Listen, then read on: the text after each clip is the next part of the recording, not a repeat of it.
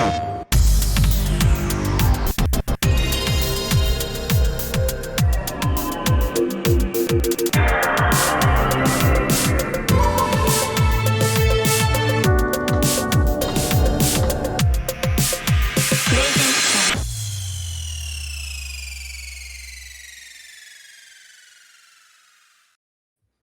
what's up? Welcome to PS I Love You XOXO episode 98. I'm one of your hosts, Blessing Adeoye Jr. Joining me is Game Onesis, aka Janet Garcia. Yo, what's good? Not much, Janet. As we started this podcast, right? As Barrett hit go on the intro, it just occurred to me that I hit a request for my apartment because I've been having an issue with my toilet where the lever is loose. And so I hit him up. I was like, hey, I need a new chain to like fix the toilet so I can actually flush this thing without having to reach my hand into the back part and like, soak in my arm doing that whole process. But as I sent it, they're like, cool, we'll be there in the next 3 hours. And so there's a chance. That's exciting. Yeah, in the middle of this podcast. That moves quick. That's impressive. Actually, very impressive. Yeah, I'm very proud of him. Because like, I know if like I had to deal with that shit today, like it'd be like a whole like back and forth like phone tag kind of thing, and then I finally get them on the phone by like 6, and then it'd be like, all right, we'll be there Friday. Like, oh god, yeah, they move quickly. It depends on the problem, right? If it's like we can deal with this later in the week, they'll deal with it later in the week. But I was kind of, I did word it a little bit urgently. I was like, hey, like lever's loose. I want to flush my toilet. I've been flushing my toilet. You know like, why? I can do it, but I don't let them know soon. that. Now is the time to be a good landlord. Like, the end of a month. Yeah, you don't want to drag on anything. Yeah, exactly. And also, I love that like Blessings. Like, I worded it urgently of like, oh man, I can't flush my toilet. Can't flush my toilet because they want me to be able to flush my toilet. Like that's Blessing being aggressive and being urgent. It's like, hey man, guys, it'd be cool if you could come over. I don't know. Yeah, I don't know, man. Like, if you guys want to come over and fix my toilet that can't flush right now, that'd be really cool. That'd be really cool of you. But yeah, if I have to get up to let somebody in, then you guys have to watch them walk through my room to the toilet to fix it. That might be a thing that happens. That might be a thing that doesn't happen depending on when they actually get here. Oh, but on the other side, it's like through your room. You have like an ensuite or what?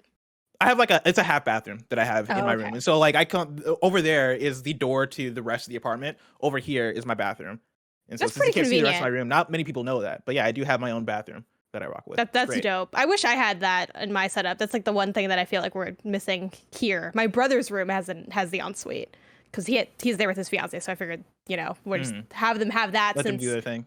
Yeah, well, our room is also way bigger, so it's like you couldn't. Yeah, I had to pick like, do I want bigger room or ensuite? I'm like, definitely bigger room because I have like 2 offices and the where I sleep crammed into this space.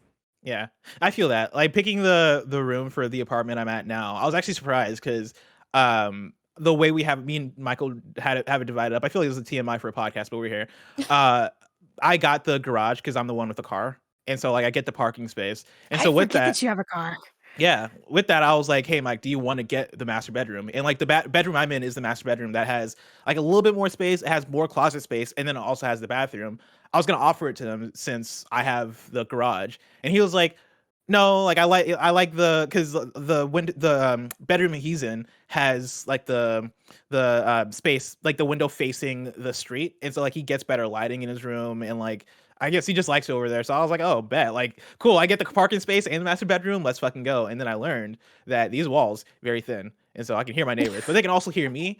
And I think it's worse for them because I podcast, and I sometimes podcast very loudly. Maybe they're a fan of the show. They're like, I just saved like $10 on Patreon or whatever, like just listening in as you record. At this you point, only hear half of it though, so it's not the best like live viewing. But they must have like looked into the show at least once, because I'm like yelling all the links every single day in here, and at some point I'm sure they're like, what is patreon.com/KindaFunnyGames where I can go to get the show ad free, Right. They probably got some offer codes in there. Like, you're cutting them a deal. They're saving money on this. They're saving. They're getting all the deals. Now, before we get into the actual show, which is going to be our PlayStation Now 2021 review, Janet, I want to remind you and folks out there that, of course, we have our PS I Love You Housekeeping, which is Horizon Zero Dawn, #PS We Played This, that is still ongoing. That is our book club for Horizon Zero Dawn. Janet is playing through it all for the first time. I'm going to hop into the DLC if I get the time. And we ask you if you want to... If you get the time. Listen, it's a busy holiday season. I want everyone, let the record show. And I have been streaming a lot of Horizon as well, like as I've been playing through it. And I've mentioned like, oh yeah, like people are like, oh, I'm going to go back and play it. Like you're playing it now. I want to go back and play it, or I want to play it for the first time, or I'm going to do the DLC. And I'm like, I can't wait to hear Blessing's excuse for why he did not either do the DLC or only played like 12 minutes of it. And you're already laying the groundwork for this. Here's my excuse. Greg Miller going on paternity leave has turned me very busy. I don't have a lot of time to do a lot of things that I had time to do before, but I do plan it. I do plan on doing it, and I think I am for sure going to do it. I think.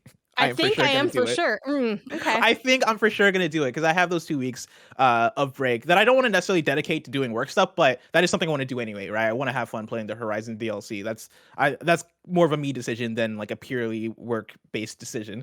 But yeah, and that shouldn't also take me a while, right? Like that, the DLC isn't going to be the length of a full game. And so I think that's something I should be able to knock out. So the plan is I'm going to play the DLC. You're going to play the game. The audience, for the folks out there who want to, are going to play the game. And then we're going to reunite sometime in January to talk about Horizon Zero Dawn and our hype for Horizon Forbidden West. And I think it's hype, just based off of tweets I've seen from Janet Garcia. I assume that she's hyped now for Horizon Forbidden West, but we'll get there when we get there. One other piece of housekeeping, and this isn't really housekeeping. I think this is more so me just floating the idea. We're getting into December, right? And last year we did our PS I Love You award show where we gave out like PlayStation specific awards. That will be coming up. I think a lot of I thinks here. I think in December based on scheduling. We also have PS I Love You episode 100 coming up. And so I don't know if those are going to be the same thing. I don't know if those are going to be different episodes. I don't know if we're going to maybe do the awards in January. We got to figure that out. But with that, I am going to add in to the forum that you can write into on Patreon, like suggestions for PS Love You award categories and all that stuff. And you guys can feed me your suggestions. We can figure all that stuff out. Maybe that happens next week, depending on what the schedule is. You know, maybe that's sooner than later, but we'll wait and see on that. Remember, this is PS I Love You XOXO, your PlayStation podcast. Each and every week, we join you to talk about the biggest topics in PlayStation. If you like that, you can catch it live right here as we record on patreon.com/KindaFunnyGames, or you can watch it on Tuesday when it posts for everyone on youtube.com/KindaFunnyGames, roosterteeth.com, and on podcast services around the globe. Remember, you can use Epic Creator Code KindaFunny on all Epic Store and Epic in-game purchases like Rocket League and Fortnite to help support the channel. Housekeeping for you. It's Giving Tuesday, and we're raising money for Project Hope. Greg's coming back to stream Marvel's Avengers with Snowbike Mike and see how Spider-Man plays on opening day. You can check that out after Kinda Funny Games Daily on Tuesday over on twitch.tv/KindaFunnyGames or later on youtube.com/KindaFunnyPlays.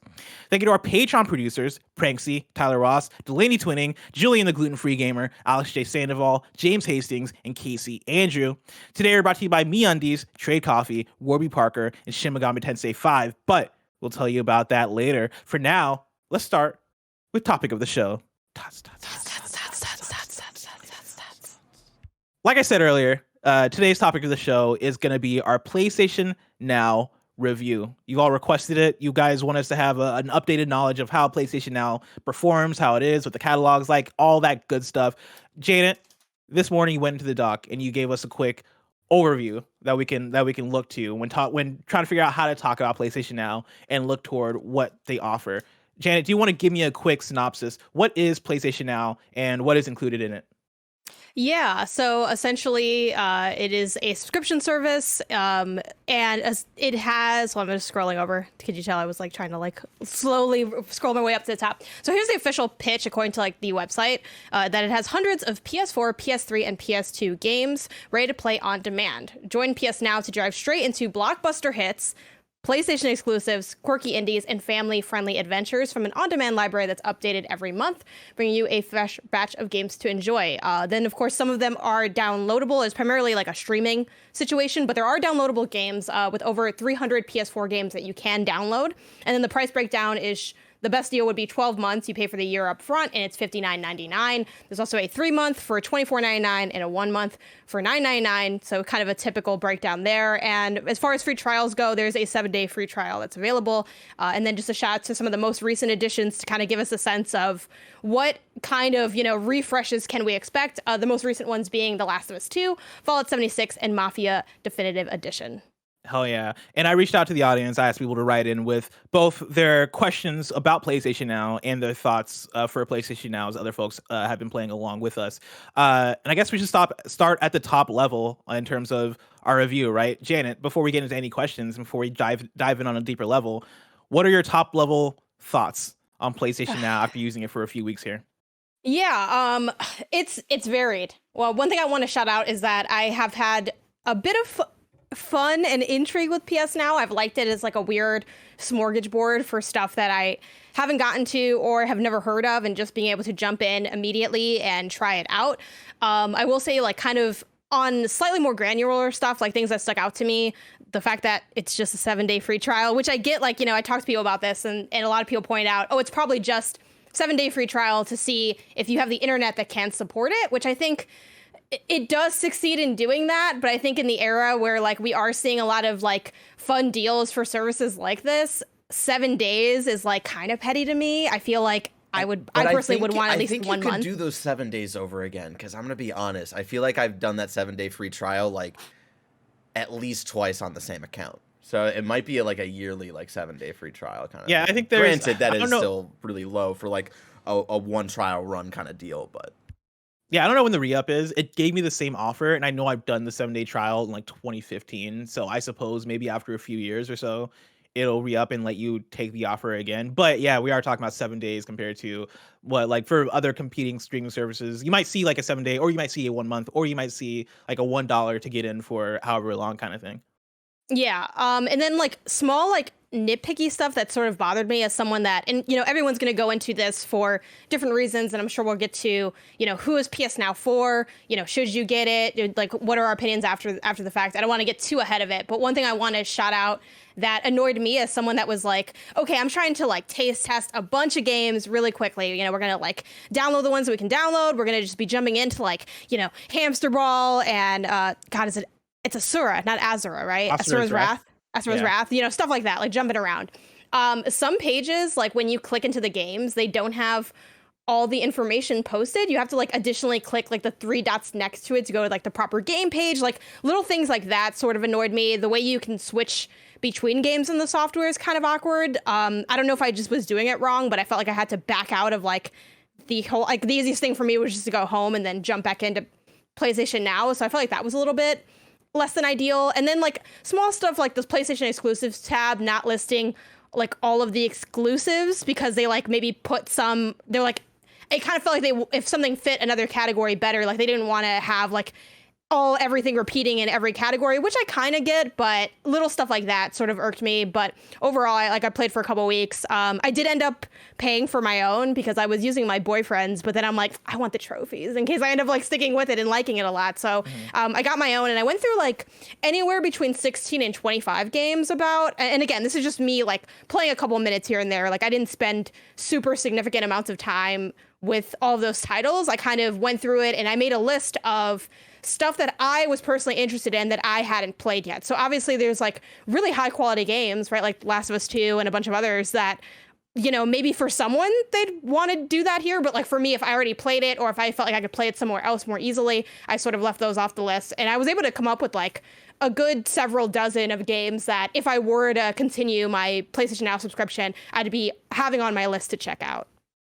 Yeah, I think my takeaway from my time with PlayStation Now is that it is overall, like, very inoffensive in terms of the catalog there and what it offers. I don't think it is bad by any means. I do think that it is unremarkable. Like, it's not something that I want to brag to people about and say, hey, you got to check out PlayStation Now. I do think there are some folks who are, if they're new to the PlayStation ecosystem, or if they just want an access to a back catalog of games that they can get into, I think PlayStation Now works for that. But in my time using PlayStation Now, like, for the last few weeks, I've never had a moment where I'm like, oh, scrolling through, oh man, I got to check this out. Or, oh man, like, oh man, I've always wanted to play this game. This game's here. Most of the games that are on PlayStation Now that I think are the more interesting ones are ones that, for me, as somebody who's had a PlayStation for a while, or who's had PlayStation consoles for a while, I've already jumped into, or I've gotten through PlayStation Plus, or I've owned through other means, right? Like, the catalog there, I think, is lacking in some instances, and in other instances are decent. Like, when you go through it,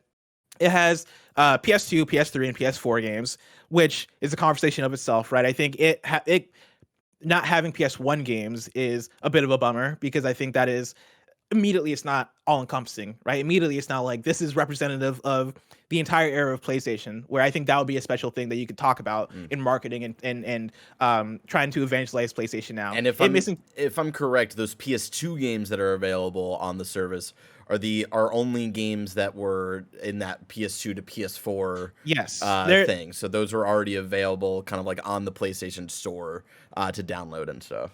Exactly. Yeah. So like, yeah, no PS1 games. Then the PS2 games are all the PS4 to PS or PS2 to PS4. So it's like very limited in the library for PS2. Yeah, and it's actually like it's pretty bad actually because it's I went through and counted. It's 16 titles for the PS2 games, and they do have, like Janet was mentioning, the categories that they put in the PlayStation Now when you go over to the PlayStation Now menu, and you can divide it in terms of platform, right? The PS2, PS3, or PS4, and when you click into PS2, it looks pretty lacking. The titles that are available are not really standout. Like I talk about Dark Cloud all the time, and I really love Dark Cloud. But Dark Cloud is like one of the more notable titles on there, which isn't the great thing when you're talking about the PS2. There are so many PS2 games that are way hotter and way more exciting than something like Dark Cloud, which is a cool, deeper cut for me. But when the big titles for the PS2 games are Dark Cloud, Ape Escape, and Destroy All Humans, I don't think that necessarily speaks great in terms of the PS2 catalog. That said, a lot of the PS2 catalog that, or parts of the PS2 catalog that are exciting are included in the PS3 catalog as well. Because if you remember, during the PS3 era, there was a lot of those collections that were made by Bluepoint and other studios, like the Infamous collection and like other collections like God of War and stuff like that. So when you get into the PS3 stuff, you do have, I think, a lot more standout titles. You have things like Blaze Blue, you have Batman Arkham, Devil May Cry series, you have Dynasty Warriors, Fallout, you have all the God of War games, you have Infamous, and pretty much like any of the PS3 collections that you can think of are likely on PS Now. You know, like that Game Company games are on there. It's a bunch of Lego stuff. There's Metal Gear Solid that's on there. Sly Cooper's on there. Yeah, Sly Cooper. There's a bunch of Sonic, and then like other things like Saints Row. The PS3 selection on there is pretty good. You know, it's not every single thing, of course, because no service is going to have that, but I think it is a fairly good selection of PS3 games. But then when you get into the PS4 catalog, I think that catalog has a lot of good standout titles as well, right? You have the BioShock series, you have Bloodborne, you have the Quantic Dream games, you have the Borderlands series, you have things like Darksiders, Doom 2016, Fallout 4, 76, Final Fantasy 7, 8, and 9, along with a bunch of other games as well, Sonic Mania and Sonic Forces, Street Fighter, Tekken. Last is Part 2 is on there till January, which is a big one. And I think in terms of catalog, that is where things start to shine. It is the PS3 and PS4 games that are on there. But then you get to PS5, and PS Now doesn't have PS5 games, which is the thing that I didn't notice until actually buying PS Now and going, oh shit, I never thought about the fact that they've never added in PS5 games here. And that was the thing I texted you, Janet, about, where I was like, hey, am I crazy, or are there no PS5 games on PS Now? And like, yeah, there's none, right? Like even PS5 versions of games aren't on PS Now. Right. And you can have like, there are PS4 games that have updates for PS5 to like look better and all that stuff, but it's not PS5 versions, right? It's PS5 updates for PS4 games.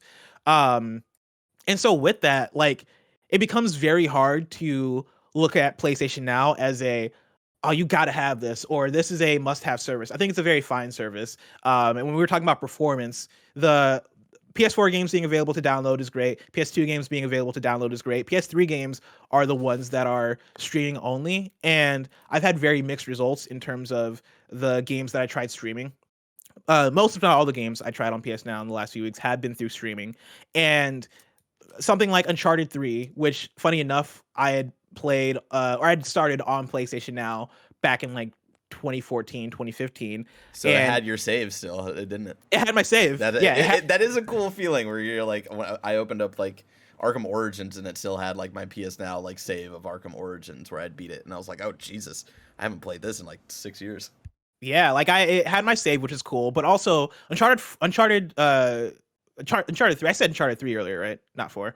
Uncharted 3 is the one I'm talking about. Uncharted 3 when I hopped into it back in the day on PlayStation Now, that was the thing that sold me on, no, this service isn't going to work for me, just based on how it ran. The latency didn't look great. I had the thing where I would aim my reticle and I would press on the right analog stick, and it felt like it took a second before I was able to like actually have that register. And that was enough for me to go, okay, PlayStation Now isn't ready for these types of games, at least for what my internet was at the time, because I believe, if I remember correctly, I probably was playing on Wi-Fi, which is not the way to go if you're playing on PlayStation Now.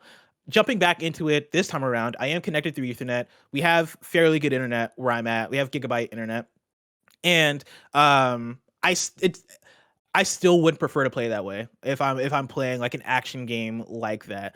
There were other games like Celeste. I had started on PlayStation Now because, and most of the games I started are games that I've played before, so I have like a good benchmark of how this game should look versus how this game looks on PlayStation Now. Celeste was one that I started playing, and I was like, okay, this plays decently. I could see myself playing this way, but it's still not my preferred way to play. I still don't think game streaming is at a place where it's something that I would recommend as a main way to play for anybody. I think if you're going back and you want to experience something, or you want like, if you're playing on a phone or you're playing a thing in a weird way, then I could recommend it, but it wouldn't be like my go-to recommendation on how to play a game just based off of the games I played on PlayStation Now. Like, it was either latency or a game just didn't look as hot, just like it didn't look as crisp in the textures and UI and all that stuff. Like, that stuff was always kind of noticeable to me throughout my time playing PlayStation Now in the last few weeks. And so, stuff like that isn't ideal.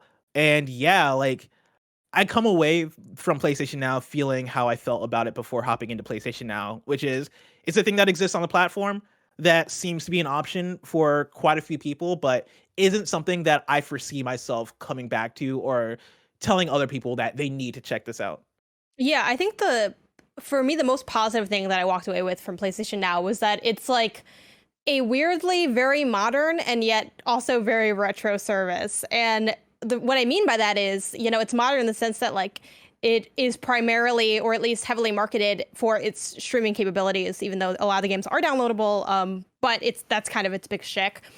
So that part's kind of futuristic, but then it feels kind of retro with the way that I feel like the best use case for it is, which is testing out stuff. So I feel like it's like a weird future rental vibe for me, where I'm kind of just running through all these games. Like, I played, some Fear, I played Rain, I played Tokyo Jungle, which Tokyo Jungle is awesome. Also, thank you for everyone that hit me up with suggestions, because I literally was like out here, like, I'm like, I've never heard of like some of these games, and I'm just gonna play what y'all put on Twitter or in the chat, and I found like a lot of cool stuff that way. I finally played Puppeteer a little bit, which is awesome. But that being said, all those experiences, like, Puppeteer being one of the notable ones, I couldn't help but just want to play it somewhere else is the thing with PS Now, because it is a little bit laggy for the stuff that's streamed, and even some of the downloadable stuff, and games have, it's one of those things where it's like, how did this look to me when I had a PS2? Maybe it actually does look the same, and I just think it looks bad because it's like older. But some, tearing, flickering, like some experience, playing Ape Escape 2, I'm like, does not feel great. And maybe it's because the game's like not that good. I don't know. I only played a couple minutes of it, but I'm like, it controls awkwardly. It looks kind of off. And then other games that I really enjoyed, like I had finally played, they have like a lot of the Pixel Junk games on there. And I'm like, this is awesome. Is this on like handhelds? Like and I think it's on, Vita or PSP or whatever. Same with Tearaway Unfolded. Like they have the, sort of remake that they made for console, but I'm like, I can tell this is supposed to be a Vita game. Like, obviously you're supposed to use the back touch screen, so I'd rather just play that there. So I just found myself wanting to continue the experiences that I did like, either on different hardware or even on the original hardware, to just kind of get around some of the technological challenges that PS Now creates. But I did like it for just being able to look and have like a huge library of stuff and sort of dig through it. Like, as someone that enjoys taking flyers on games that I'm personally not familiar with, or that I've only vaguely heard about, like Unfinished Swan and stuff, like I enjoyed it for that.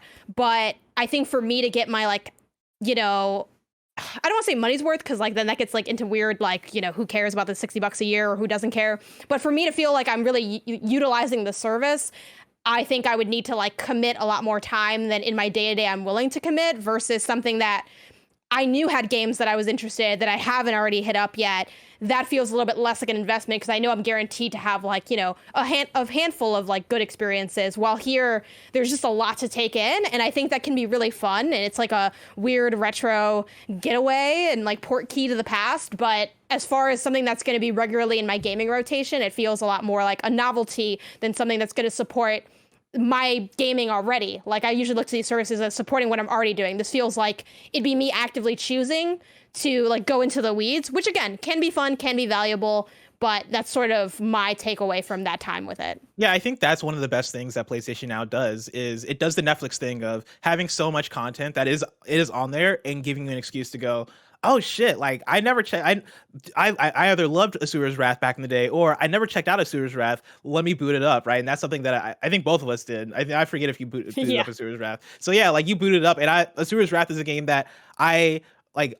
Me and my one of my best friends at the time were like obsessed with for whatever reason. Going back to it, I was like, damn, this game like it's still very cool. anime. That's why I think y'all were into it, right? Like that's the thing that everyone in like my chat was saying, that like it's just at the time, like it's just a big cutscene that you occasionally play. Yes, like, but like I even knew that at the time, but it was one of those things where I think at the time it was my friend Stevie. Stevie was a huge anime fan, right? Like he was the kid that Final Fantasy VII was the greatest game of all time to him, right? Like those were like he was the friend I would watch Advent Children with, and like you know he was more of the anime fan than I was.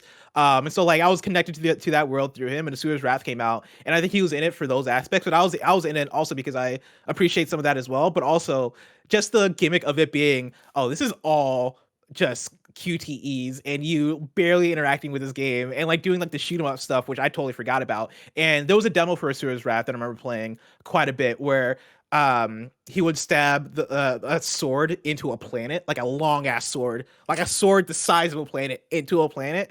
And you know, like I seeing Asura's Wrath on the menu, I was like, fuck, like I had all these memories of Asura's Wrath. Let me jump into it. And PS Now being an excuse to do that, I think is such an awesome thing. Barrett playing through MGS4 right now and having the option to do that, I think is an awesome thing, right? And like having those games put in front of you with no extra cost at all, being able to just jump into, like, I'm looking at my recently played right now, and I jumped into like Sonic CD, I jumped into Mirror's Edge, which is like a thing I jump into on every platform for some reason.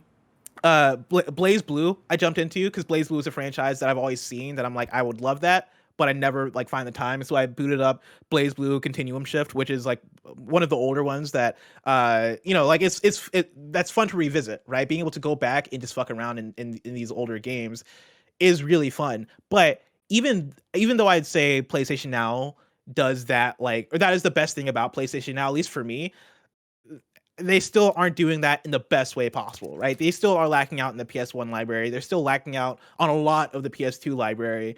And it feels like hey, like this is it. Like, here you go. And it's me receiving it and going, all right, this is good, but it could be better, right? Like it could be so much more. I want to hop into some of the questions here because we got a lot of write-ins from the community, from people who have both played PlayStation Now or have questions about PlayStation Now. I want to start off with Bander SN, who writes in and says, "Hey, Bless and Janet, in your opinions, what is PlayStation Now currently missing? A particular game, feature, perk? Thanks. Hope you all had a great holiday." Janet, for you, is there anything that PlayStation Now is currently missing? I think other than like the obvious thing of having everything be downloadable, for me, it's like, I think a little bit more cohesiveness in how they're rolling games out. Like going back to their mission statement of like the blockbusters, the exclusives, the quirky indies, and the family friendly stuff. Like I feel like looking at the most, and obviously like, you know, it changes month to month. Like not every month is going to hit all those targets necessarily because there's like 5 different categories and they're only dropping like 3 games at a time. But I would love to see more of that, like ethos incorporated into the lineup and how they're building out things. I think especially on the indie front too, because I feel like for me, there isn't a strong enough commitment to any one identity to make it like as marketable as it could be, where, you know, there are people like me that might come to it for, let me hit up random stuff that I just haven't heard of or only vaguely heard of or whatever. But it doesn't really feel like there's a lot of cohesion in what's out there. It's very much like the digital version of if you like poured everyone's childhood games into a bin and then you just started digging through it, and it's like there's just Yeah. random stuff that comes up, and there is more modern stuff of course too, but it feels like what is the curation here? Not to say that they're not mindful of the games they add to it. I'm sure they're like having those conversations and, you know, trying to get a certain indie or trying to get a certain AAA game into it, but I would like a little bit more cohesion, and what am I really signing up for, and what can I expect, and what kind of community can we build around this in the way that like PS Plus, like a lot of people are at least hitting up those games versus PS Now, in part because a lot of those games are, I don't know, there's not as much of a culture around it. So I'd love something that could foster a little bit more of that community. Yeah, I think part of that too is vision. Like I 100% agree in terms of like there being a like some consistency in terms of what shows up on PlayStation Now and like what you can expect. Right now, it feels like PlayStation Now is all over the place. We have PS4 games that you can download. We have PS3 games that you can stream. We have some PS2 games on here that you can download. And there isn't necessarily a rhyme or reason to what comes to PlayStation Now. They have that flash in the pan every now and then with things like The Last of Us Part 2, or like I remember last year, I think it was Avengers that came to PlayStation Now. That people were like, oh shit, like that's a cool thing that you're getting Avengers. But yeah, like I don't think there's a strong, I think, statement that you can make about PlayStation Now in terms of this is what PlayStation Now is and this is what it does better than any of our other services. Like if somebody came to me and they're like, hey, in terms of games catalog, would you do PS Now or PS Plus? I'd be like, dude, do PS Plus, because PS Plus I mean, obviously because of like online and shit, but also in terms of PS Plus games, like you're getting bangers, right? Games that one you can download, but also games that tend to be new games a lot of the time, especially in the last year. We've gotten a lot of games that are fresh and new to the platform. And the things collection. like and the collection. If you have a PS5. Yeah, like the collection gives you like a back catalog of PS4 games they can hop into, and the ones that are standout. But then, yeah, PS Plus has given us things this year like Maquette and Operation Tango and other games that are day and date. Oddworld, Destruction All Stars. No, not all of these games are bangers, but these are games that are day and date. And PlayStation Now doesn't really have any day and date offerings as far as I'm aware. I tried looking up like games that came out on the service the day of, and it seems like it's very few and far between, if any, and I have no expectation going forward in the future that they're going to have any games coming out day and date in the way that for a service, a platform like this one, I think you want to have if you really want to make it something that is bigger and better. And so I think that is missing. Obviously, I think the like PS1 and PS2 games are missing, and like PS5 games. I'm surprised PS5 games aren't a thing that they've, you know, aren't PS5 game. I'm surprised PS5 games are missing as a whole. Partly, I get it because PS Now being a service that doesn't give us new games, you kind of need time for PS5 games to become older games for them to then be end up on the service. But I don't think that's a great thing, right? I still think that ends up with the catalog there having glaring omissions. And then PS3 games not being downloadable, I do think is a thing that they have to fix, because that is hardware limitations based off of the architecture of the PS3. And it'll never happen. Them not wanting to put in the effort to figure it out. Like I know it's a thing that is unlikely to happen because it's PlayStation, and PlayStation hasn't really shown that they care that much to put in the money that it takes to figure a problem like that out. Right. But if they want PlayStation Now to shine, I think that is something that they got to do. And that's another interesting aspect that y'all are bringing up, because I think for me specifically, who like, you know, I had a PS2, didn't play like a lot of PS2 exclusives though. You know, I was playing, you know, them Tony Hawks and them SpongeBob's, and then like didn't have a PS3, and then came back to PlayStation with the PS4. Like the selling point for PlayStation Now for someone like me is like going back to the games that I miss on the PS3, right? And like going back to even like games that I didn't play during the PS2 era. So like, you know, you got the Ratchet and Clank PS3 games on there. You've got the Sly Cooper collection on there. You've got, I'm pretty sure, all of the God of War games on there. You've got Metal Gear Solid and stuff like that. And it's like, now that I have a working Vita, like PlayStation Now feels kind of null and void for like what I want out of it, because it's like, oh well, I have a Vita where I literally bought the Sly Cooper collection to play those, and I have the first two games downloaded, and like I could, but we don't because we stream those games as Metal Gear Solid, because I think you can do like the HD collection for at least a couple of those games on there and stuff like that. And if I wasn't planning on doing a series playthrough of like the God of War series on our content next year, like I would play those on Vita and stuff like that. So it's like a weird of like, you got to convince me a little more to want to use the service to check out these old games, which I'm sure there are a good amount of people who like want to check out the legacy of God of War because they got into that series because of the 2018 game and stuff like that. And I just wanted to bring up with like performance stuff, because I liked what y'all had to say, like for both of y'all's perspective. The interesting thing is like how well Metal Gear Solid 4 has worked on stream, especially with like me being hardwired into it while also like streaming to Kevin, while also being in Discord and stuff like that, and all of that like kind of like running during our internet. And like I think that's just a testament to like how well that game like ran back then, probably, because there are like in the same situations where I've played Batman Arkham Origins hardwired in, that game does not run well, and that is because that game did not run well when it launched and stuff like that. And that is another feature that I wanted to bring up of like, you know, with Game Pass and like what Xbox has done with backwards compatibility with their platforms. They always, not always, but they also try to implement not full on like remasters and stuff, but like little technological boosts that like the games the get tech from the boosts. Hardware. Exactly. And that was the thing I was going to bring up too, because like that's another going back to Banner SN's question, right? Like a feature or perk.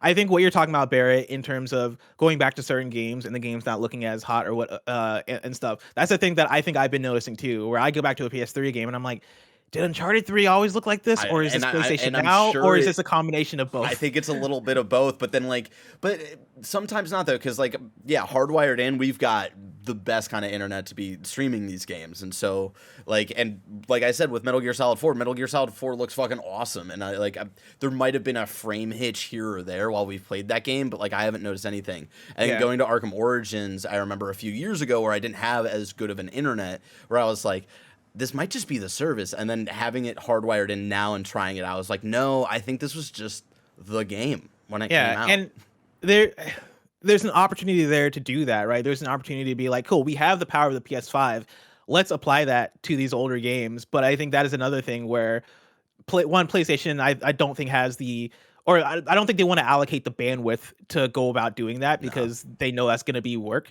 But I do think that is work worth doing. You know, like this year I went back and I played Prey, and even that as a PS4 game that I had downloaded on my PS5. You know, I started playing that and I was like, oh man, this game, the frame rate's kind of rough. And then I went and played it on Xbox, and like it was way smooth. And I was like, fuck, this changes the game. This has made this game infinitely more playable, and you know, did a really cool thing with an older piece of software, and an older piece of software that's only from like 2017 too. Like that's not old in the way that so many games from the PS3 or from the PS2 in these older generations are old at this point. I think that would be something that's awesome, because it's a little bit rough going back to a game on PlayStation Now that is from the PS3 era and is streaming and emulating PS3 hardware. There are things like load times where I'm like, why is this taking this long? I'm playing on my PS5. Oh yeah, it's because the streaming technology for this is emulating PS3 specifically, and so I'm getting PS3 levels of performance. I think that's something that could be improved as well, that like I think is very noticeable when you try and go back. But to bring some positives into PlayStation Now, Nick B. Leave It wrote into patreon.com/KindaFunnyGames, just like you can, and says, positive number one, while people complain about Sony being too safe or not caring about their history, there are lots of remnants of older experimental Sony on PlayStation Now, such as Bound, Counter-Spy, the Shadow of the Beast remake, Fantavision, etc. These are future ideas for hashtag PSC played this, by the way. Most of which I don't see on these haters' PSN libraries or trophies lists. Speaking of which, unhide yours already, which I don't, is my trophy list hidden? I'll go check. Yeah, go ahead and check. It might be for like honestly, I leave it just hidden all the time, because I'm not trying to like get caught playing games early or whatever. Like I don't know. Like I just, everything's always hidden at this point. Yeah, you're still hidden, Bless. Okay, I might unhide it. I didn't realize that. But I'm also playing something for review right now, so maybe I won't hide it. We'll see. Positive number two. This is from Nick Believe It still. Sony has mostly listened to the angry internet comments, and PS Plus rarely gets indies anymore. So if you want smaller games on a subscription service, PS Now is the way to go. In addition, there are lots of great gems like Lone Survivor or Stick It to the Man, which many people may have missed their chance to redeem from PlayStation Plus. And you just never know what will go on sale anymore. The negative, even I can't fanboy defend. Despite being on PS4, Escape Plan and Hohokum, possibly among other games, are streaming only for some reason. And several games from Naughty Dog and that game company are their PS3 versions, despite their existing PS4 versions. There are parts of this from Nick Believe It that I disagree with in terms of PS Plus not getting indie games. I feel like the last year I literally put my pretty cursor strong. like right by there. I'm like, I'm gonna mention this. Yeah, like I think they get. I mean, I'd have to look back historically to see if that is like true, because it could be true that there are less, but I think to say that it rarely gets indies is kind of a stretch. Like, I feel like it's a pretty fairly regular cadence. Yeah, I feel like they have like a good even cadence. You know, like I said earlier, you get things like Maquette and like Operation Tango, but then also I think they have a good balance of like, oh yeah, is Overcooked indie? I don't know if that's published. I guess we call it indie, right? Yeah, I don't know. I mean, they have It's like indie enough. they definitely are like the bougier indies. I'll give you that. Like, it's like, oh, it's They're indie with money. Annapurna. You know, it's like it's indie, but it's like goes, Team 17. Devolver, You know, yeah. it's like a boutique indie. It's a small studio, so we'll give it. Yeah, like they have things like that too. Overcooked All You Can Eat Complete Edition and stuff like that. But then yeah, they'll also have some like, I think lately they've had a few more AAA, like older AAA titles on there. Either way, I digress. Janet, like, do you have any more? Do you have any feelings regarding this write-in from Nick Believe It? I mean, I think it's kind of this is like not to shade, but it's a little funny to someone say it's kind of funny, right? It's a little funny to say that people complain about Sony being too safe and not caring about their history, but then here's like them showing when they weren't safe. Wouldn't them showing when they weren't safe be proof that they are safe now? Like, you know what I mean? Like, there's a little bit of that work going on there, but I do agree with it's been fun seeing just how weird stuff used to be. Like going and playing like which I forget like who the studios and publishers are, so I don't know if this is like first party or Sony published or whatever, but like playing like, what is it, like Last Man or like Last Man Standing and like Puppeteer and like a bunch of other like just weird stuff, just like weird stuff that like I wouldn't expect to be on like the platform has been fun. So I do like it for that, for sure. But yeah, I think too, there are mention of the games not having like the most optimal version. I mean, I think that's been like lightly a problem for some time, and I do agree that it shouldn't be the case. Like, I don't really know why that tends to happen with like some of these games, especially when they have like collections or don't have collections, that you get like the older version. But yeah, that's just that's how it's been for a while. So it's not too surprising that PS Now kind of carries over some of those errors slightly. But yeah. I do think there's something there to the positive that Nick mentioned of the back catalog being a bit weird, right? Like showing their history and the experimental stuff that's been on PlayStation. Because as I tab through the PS3 tab specifically, the PS3 tab is really exciting. Just from they got this shit on here, they got that shit, they got Brink on here. Why is Brink on PS3, PS Now? I don't know, but I love it. Like I love having the option to go back and play Brink, even though I'm sure the servers are offline.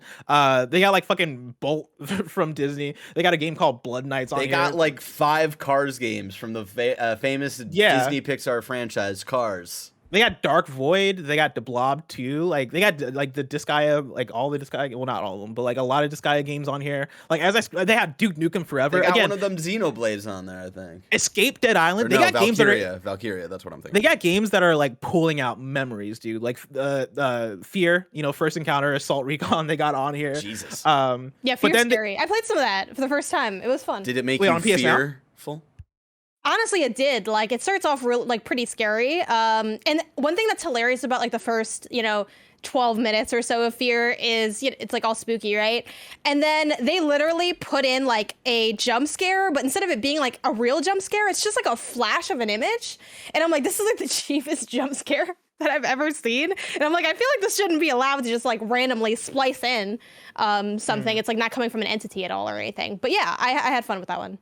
And yeah, like I think there's something there to it. That's one of the things I do like about PlayStation Now is that it gives you an option to like dive in again to these games at no extra cost that I think really define the PS3 beyond what we think about when we think of like the big PS3 first party games. Because PlayStation, I don't think it really was until the PS4 where they really defined what modern PlayStation Studios looks like in terms of here's your God of War 2018, here's your The Last of Us, right? Here's the Uncharted's here. Well, I guess yeah, no, I'll include that because like I feel like that was the transition from PS3 to PS4 in terms of them really nailing down the PlayStation first party, Horizon, Ghost of Tsushima, that type of title. Where PS3 I think was a way more um varied just in terms of the types of games. Again, like we got like the fat princesses and like just we got the resistances, right? Like PlayStation nowadays I don't think would put out a resistance, but PS3 PlayStation was like fuck it, we'll do whatever. You know, I'm looking at Luminous Supernova right now, the Lost Planet games are on here, and I'm pulling in third party stuff as well, but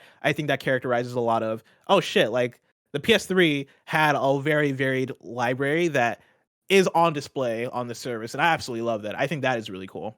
Also, too, just because earlier, Bear, you brought up the old God of War games, I will say playing some of these older PlayStation games really made me reappreciate the old God of War games. I know, like, I often talk about them as if you haven't played them, you don't really need to. And while I still think that's true to a degree, I'm like, wow, this was the best execution of this idea. This, like, beat 'em up, brutal, quick time event type game, because so many games have those things implemented and they're not implemented well. Like, you know, Asura's Wrath, Heavenly Sword, I'm like, oh my god, the original God of War was so good because this is one of the better executions of these mechanics, and it's actually like not that good. Like the ideas are cool, but like it's a little rough to play. God of War was a revolution when that game came out, just in the way that game felt larger than life. Like it was doing the Devil May Cry fast action thing, right? But like the Blades of Chaos, the way they controlled, the way like how good they felt, the distance on them felt awesome. Like I remember watching that at a friend's house and being like, "Shit, dude, this is cool." I have not played them in a while, so I don't know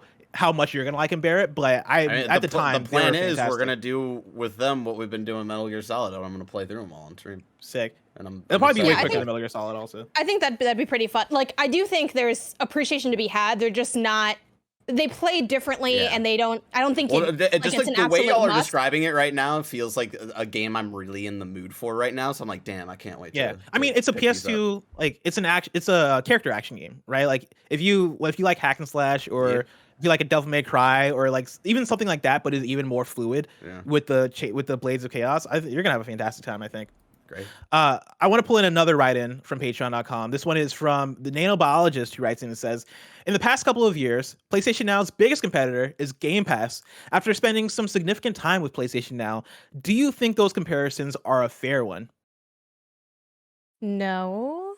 Like, I mean, I think it's fair in the sense that we each have a subscription, like everything in PlayStation versus Xbox, we each have a subscription for like a big library of games. I think that sense is fair because that is like if you're looking for that from that platform, your answer for PlayStation is PS Now, and your answer for Xbox is Game Pass. Like, so it's fair in that sense, but I don't think it's fair in the sense that clearly PlayStation Now is like doing something different. I would though argue that what they're doing is worse. Like it's not as appealing, I think, to a mass audience. It's not even as appealing to me, and I'm someone that's like really in the weeds here in terms of gaming just by nature of our job. Which again, I know like some people might get really like upset by that, but like I feel like it's not, if we had to argue for each, like if this was like a whack lesson in school where it's like half the class is on PS Now, and like I know what side I'd want to be on, and I know what side's the actual answer, but we'd do this anyway because we got 45 minutes to fill in eighth period, history or social studies or English or wherever we're having this mock debate. I love having this debate in social studies. Yes, exactly. So we're discussing the history of the console wars. Yes, exactly. So that's my quick answer for that. Like I think, and I to that point though, I do think PS Now can be retooled to at least be better for what it's trying to be. I do think it's trying to be something different than what Game Pass is, but I think even in its ideas, I don't think it's the best version of itself. Like I see a lot of kind of room for improvement there. Yeah, I think when you ask the question, do you think these comparisons are a fair one? I think it depends on how you're comparing them and what the comparison is. Because I think the visions are similar in that they are subscription services for video games, right? Pay one price. That is, I think, a similar price for both. And you're going to be able to play all these games for the next year and have access and all this stuff.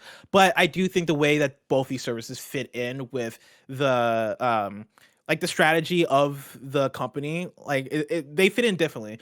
PlayStation isn't trying to make something as big and grand as Game Pass because that just doesn't fit with the vision of what PlayStation is. Whereas Game Pass is the vision for Xbox, right? The Game Pass is the thing that Xbox wants to get off and wants to support and wants people to build into, whether it is through PC, console, or whatever. So I think in that case, those aren't really fair comparisons because one is going harder than the other just naturally. That said, yeah, if we're going to compare them as services, I've been trying hard not to use the Game Pass word that much during this conversation so far, just because I know I don't want people to be like, oh, there's a Game Pass podcast, like you guys are just talking about Game Pass, even though it is a direct comparison to make when talking about the other company that's doing this. That said, Game Pass is better, right? Like Game Pass is when you talk about the comparisons to it, Game Pass does pretty much all the same things that PS Now does, but they go way further with it. The FPS boost, the way that the games play better on Game Pass, given the way that they connected back to the technology, the fact that you can download all the games on Game Pass, and now they've added streaming for, I forget if it's all or a number of games, but that option is there as well. First party games being on Game Pass, right? They added streaming for consoles recently. Is what for consoles? Yeah, that's what that is. Thank you. And yeah, like a lot of those. The comparisons are going to happen regardless, right? Because we are talking about two big subscription services, and I think those comparisons are going to go in the favor of Game Pass for that.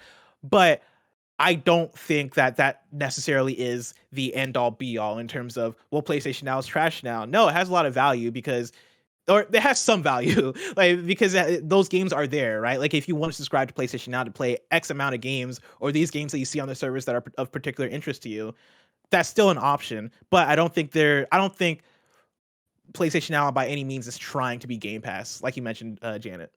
Yeah, I mean, I think there's a difference between two, like value and appeal, because like, sure, maybe monetarily, especially when you're like, oh yeah, add in the hardware, there's a possibility that it could be a better value in that sense than Game Pass. I don't know, because I haven't actually done the math on it. I'm guessing that answer might also be no, but just throwing that out there. But just because you have a lot of stuff in it, like there's plenty of things that have a lot of value that I'm not going to use as much, or that I'm not as interested in using. So I think this, like everything in our society from a capitalistic standpoint, comes down to the appeal. People will always make the argument of like, why won't you pay for this thing? Like, but you buy, a pumpkin cream cold brew at Starbucks. I'm like, because I fucking love the pumpkin cream cold brew at Starbucks. That's hella appealing. That's appealing every day. I'll go out and leave this show and do that now, and I'm obviously the target audience for that for a number of reasons, but that's always what it comes down to. I'm not buying those things because they're a good deal. Good deals can definitely entice you, but if there's not already an inherent appeal there, even if the appeal is just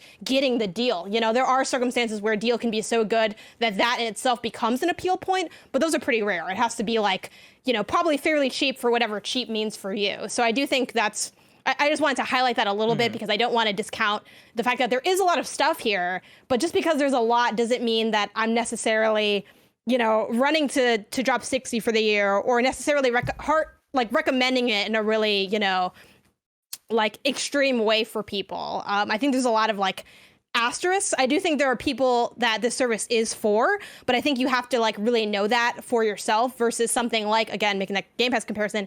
I kind of can recommend that to anybody that's interested in playing on Xbox and even to a degree PC, because it has so much appeal and value combined in there that it is like, and that's why it's commonly like bundled with the console too. I think we see a lot of those things. And obviously, again, that speaks to, like you mentioned, the ethos of the companies. I don't necessarily think that PlayStation needs to or will go the route that a lot of Game Pass stuff has gone, just based on what they have set up for their company, where it's like, hey, you're here for exclusives and you're probably going to buy them again on PC and all this. That's our big thing. And you're here to buy those individual SKUs. There's not going to be like this big bundled service. It'd be a good deal for us if there was, but that's not really their shtick or what they're meant to have for their company at this point, at least. Yeah, and I think we've mentioned this before in previous episodes, but I think it works here too, in the fact that I think when you're comparing services in terms of value and the meaning to the company, PlayStation Plus is where the value is at on the PlayStation side, whereas I do think Game Pass is where the value is at, specifically Game Pass Ultimate, of course, is where the value is at on the other side, where, like if I pay for PlayStation Plus Game Pass Ultimate and now PlayStation Now. After this, I'm probably going to stop paying for PlayStation Now because I don't see a future there for me playing PlayStation Now games ongoing. I am forever gonna pay for PlayStation Plus, right? I'm also going to pay right now. I'm going to keep paying for Game Pass Ultimate because there continues to be value there. But when you're talking about when you're talking about, I guess, comparing services, PlayStation Plus has so much to it in terms of, yeah, like the monthly games, which are, I think, given this year and in the last few years, PlayStation Plus have been bangers. I do think PlayStation really does put effort into like putting out good games for that service, or at least has been knocking it out the park within the last year, at the very least. But then, like, of course, online, you want to pay for that too.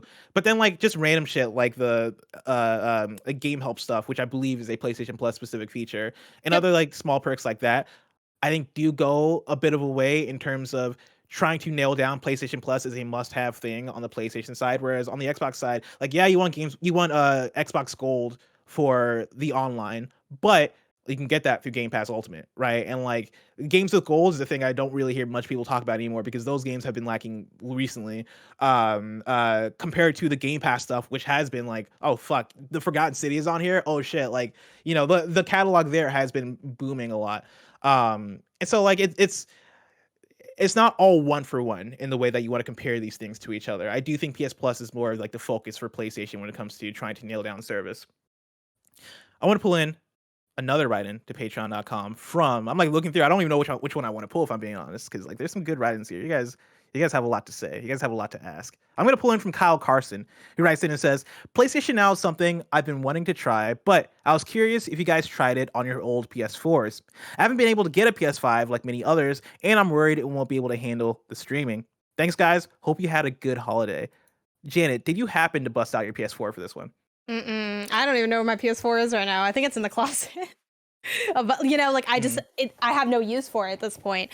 So no, I can't say that I have tried it. I imagine it'd be fine. As long as, I think it comes down to more of an internet thing than the hardware necessarily would be my guess. But yeah, I would assume so too. I also didn't bust out the PS4 for this. I don't want to ask Bear because Bear has had PS Now for a while. Like, Bear, have you tried PS Now on a PS4? Maybe within the last year? In the last year, no. I sent my PS4 to my little sister ever since the PS5 got here, so no. I have no access to that. I would assume, I mean, given that a big draw for PlayStation Now is being able to download games, like PS4 games, I assume if you have a PS4, that probably works phenomenally. And if you're not keeping up on the up and up and playing like the new game like the week it comes out and stuff, like, yeah, like I'm sure like performance wise that's fine. The streaming I can't speak for it, but I don't see why it would be better or worse than PS5, given that it is based on, I think it's only slightly worse just because of whatever it was, even like plugged in like Ethernet, just of like what the PS4 was able to handle. Oh yeah, that's a good point. I remember up that and down wise, like internet connection wise, where I think like the PS5 was only slightly improved though, so it, like I don't know if it would be a negligible difference or if it would be like a actual like noticeable thing. So yeah, it's hard to say. Now, I will say that Lucid Dream also wrote a Patreon about a similar thing and says, I tried streaming PlayStation Now on a wired PS4, and it was about as responsive as cloud gaming on Game Pass with the same connection, which is to say, much too slow to actually play a fast-paced racing game or something similar. Is the experience any better on PS5? The same question, but also like with some context there of they tried, and it seems like it's comparable to cloud gaming on Game Pass, which I would say is comparable to PS5. And so I think it's probably all about the same to like little varying degrees, because I do remember the PS4, like I remember struggling with online on PS4 at times, and I never knew what it was. I remember there being conversations around like upload speed and download speed being like a very specific thing, being not great on PS4, but I digress. Who knows? I got one more write-in from Emmett Watkins Jr., and if I'm being honest, Emmett wrote a book. Emmett did not hold back. It's a lot. So I'm not going to read the whole thing, but I do appreciate what Emmett has to say. So I'm going to read part of it. Emmett writes in and says, Howdy, Bless, and Janet. Sorry in advance, I said way too much, so feel free to skip around if you like, or just skip this one. Life is short, and this write-in isn't. I'm sure plenty have shared their general thoughts, and I'll say that I do enjoy the service, but I want to say why I like the PS3 selection specifically, and in some ways prefer it to our beloved Game Pass. Now, with Game Pass, the focus on Xbox exclusives and popular third-party games means that the average titles on there is going to be above a certain quality. Sure, there are games like Perfect Dark Zero and Dungeons and Dragons Dark Alliance, but there's always several Forza 5s and Back for Bloods to more than cancel them out. But with PS Now being afraid to let many of its exclusives on the service takes on a more unique purpose. Xbox's whole purpose is to bring back older games with Game Pass and make them as playable as modern games with FPS boost, cloud and mobile, etc., so that players eventually stay in their ecosystem. Sony might want the same with PlayStation Now, but I think the service feels more like the Criterion Collection service more than Netflix. Think about it. When we think of PlayStation 3, we of course think of Metal Gear Solid 4 and Uncharted 2, but those aren't really the games that truly define the platform. Those stand out because they are the exceptions to, oh man, Google Docs is doing a thing where it's blocking the words. Here we go. Exceptions to what else was found on the platform. PlayStation Now is great because it makes accessible those what else games, and they often most clearly show the trends and defining traits of the PS3 generation. Before even Uncharted, Gears of War, standardized cover-based shooting, and games like Quantum Theory and Dark Void show just how widespread the mechanic was back then. The PS3 generation was one of the last generations where obscure AA franchises were still commercially viable, and games like Dead to Rights Retribution and Starhawk show that. With the cost of making games increasing, that was one of the last generations to get loads of shovelware, and games like Alien Rage and Anarchy Rush Hour show that. There's a game called Anarchy Rush Hour? That's fucking awesome. Even the often memed brown art styles of many PS3 games are represented here by Alone in the Dark, Inferno, and Hunted Demon's Forge. I'm just making up game names now. How would we Now, know, you know? I mean, there's no way to know. I mean, I have PlayStation now opened up next to me on my second screen, but who knows? Who has the time to check? Now, I know Sony didn't do this on purpose. The fact that this library has way more games that rate below a 60 on Metacritic is likely due to them wanting to go for quantity over quality, and hoping the number of games is so high that you don't think about how several of them are hot trash. Plus, it probably costs a lot less to play. A lot less to pay for Dark Sector over Dark Souls, but it leads to a list of titles that portray the unique quirks of the PS3 generation way more accurately than the 360 games on Game Pass. Emmett writes more, but I think that pretty much sums up the points that he's making in this write-up. And it points to a little bit of what we talked about earlier in terms of the power of the PS3 the PS3 catalog specifically in PlayStation Now, right? Very representative of a lot of the weirdness of the PS3, which I appreciate. Yeah, like I think a lot of that it's funny because this is meant to be like like a positive review, but it's like, what's great that some of these games are trash. But that kind of is what's nice about it. That's what I've liked about it, like being able to just dig in to really random stuff. Like for me during my time with PS Now, like there's obviously much more highly rated or critically acclaimed games on the service, but like I wasn't trying to play that because I've either played those games already or I can play them somewhere else in a more preferred way. So I'm hitting up Hamster Ball, I'm hitting up Trash Panic, I'm hitting up like these just whatever. Now you're making up games. Like Hamster Ball is basically bootleg Super Monkey Ball, but it's not as good, I think. Trash Panic, I think it's like Tetris, but instead you're breaking stuff. Music is very old school. Also, a lot of these games intensively loud, like some of the loudest soundtracks of all time. We're doing those earlier eras, but just being able to jump around, like playing Rocket Knight, I think is what I was playing when you jumped to my stream blast. But it's been fun for that and like the weirdness of it. But again, that's like something that I had fun doing. I don't know how much like mass appeal that has for everyone else, but I think for as far as like should you get PS Now and everything, it's about asking yourself what you want to. Oh yes. Let me stop you there because I do want to take this moment to bring in the KindaFunny Games review scale, which if you remember, we used this for GTA Trilogy and we've used it for a couple of reviews now in the past. The review scale is a 4-point scale based on recommendation. At the bottom is don't bother. Above that, worth trying out. Above that, recommended, and above that, game of the year contender, which for the purposes of this, we could just say it's a must-have. Sure. Where do you put this? I think 2, worth trying out. Like, I think there is value to be had there, and I had moments of fun, but I'd be lying if I said I'm going to re-up my subscription. Maybe if I cared less about, like, saving the money, I would just get it, because at $60, it's still, like, it's the price of, like, a a game, so like one game for a year to have access to the service. But I know myself, and I know I'm not gonna use it. I'm also like very intense with that with even like Game Pass, which again, I think that's a fantastic service, but I have not re-upped my Game Pass subscription because I don't have anything that I want to play on it right now personally, that I'm going to play. Not just that I want to play, but that I'm actually going to play. Like when I look at my calendar, or also you can easily like share that subscription with like other people. Like you can log in very easily in a way that you can't with other services. So I'm really on with that. Even Apple Arcade too, I think fantastic deal, but I don't have that as a live subscription because I know I'm not going to be playing those games, and I'm just going to be spending $5 to have access to a lot of great games that I'd like to play, but none that I'm going to. But yeah, I think it's at least worth checking out if you think you might be interested. I do think if you're looking at PS Now and you like heard about this and you're not interested, but you're just going to take a flyer on it, like I don't think that's necessarily needed, but I think there's at least stuff in there that might appeal to you, and you might be able to make gaming plans around some of those titles that you're interested in checking out for the first time or taking a flyer on. Yeah, I think I agree with that rating, right? I think I would also put it at worth trying out. I don't think the service is for everybody. I don't think it's a must-have service by any means, but I do think that there is some worth there, right? It's cool for going back and checking out some of those PS3 games that you might have liked or you might have missed. It's cool for even checking out like the PS2 games that are there, because of course I recommend Dark Cloud all the time. You could just buy Dark Cloud, but also why buy it when you can spend the $60 a year and have access to all these other games as well at the same time? I think there's something there that's nice, and like PS4 games being on there, I'm sure someday they're gonna add the PS5 games as well. But yeah, at this moment, I think it's one that is going to speak to a specific audience, and I think it's definitely worth at least the free trial to see if you fit in that bubble. Because for the time I've spent with the games I've played on PlayStation Now, which were the ones that I really wanted to get into, right? When I look through in my recently played, right, Blaze Blue, I played some Tekken 7, even though I own that game. Celeste, Uncharted 3, Asura's Wrath, Mirror's Edge, Sonic CD. It was fun. It was fun to like go back to those games or jump into some of those games for the first time and like spend some time and fuck around. And so I'm strongly on that number 2 spot. Worth trying out. Janet, before we get into our next segment, let me tell you about our sponsors.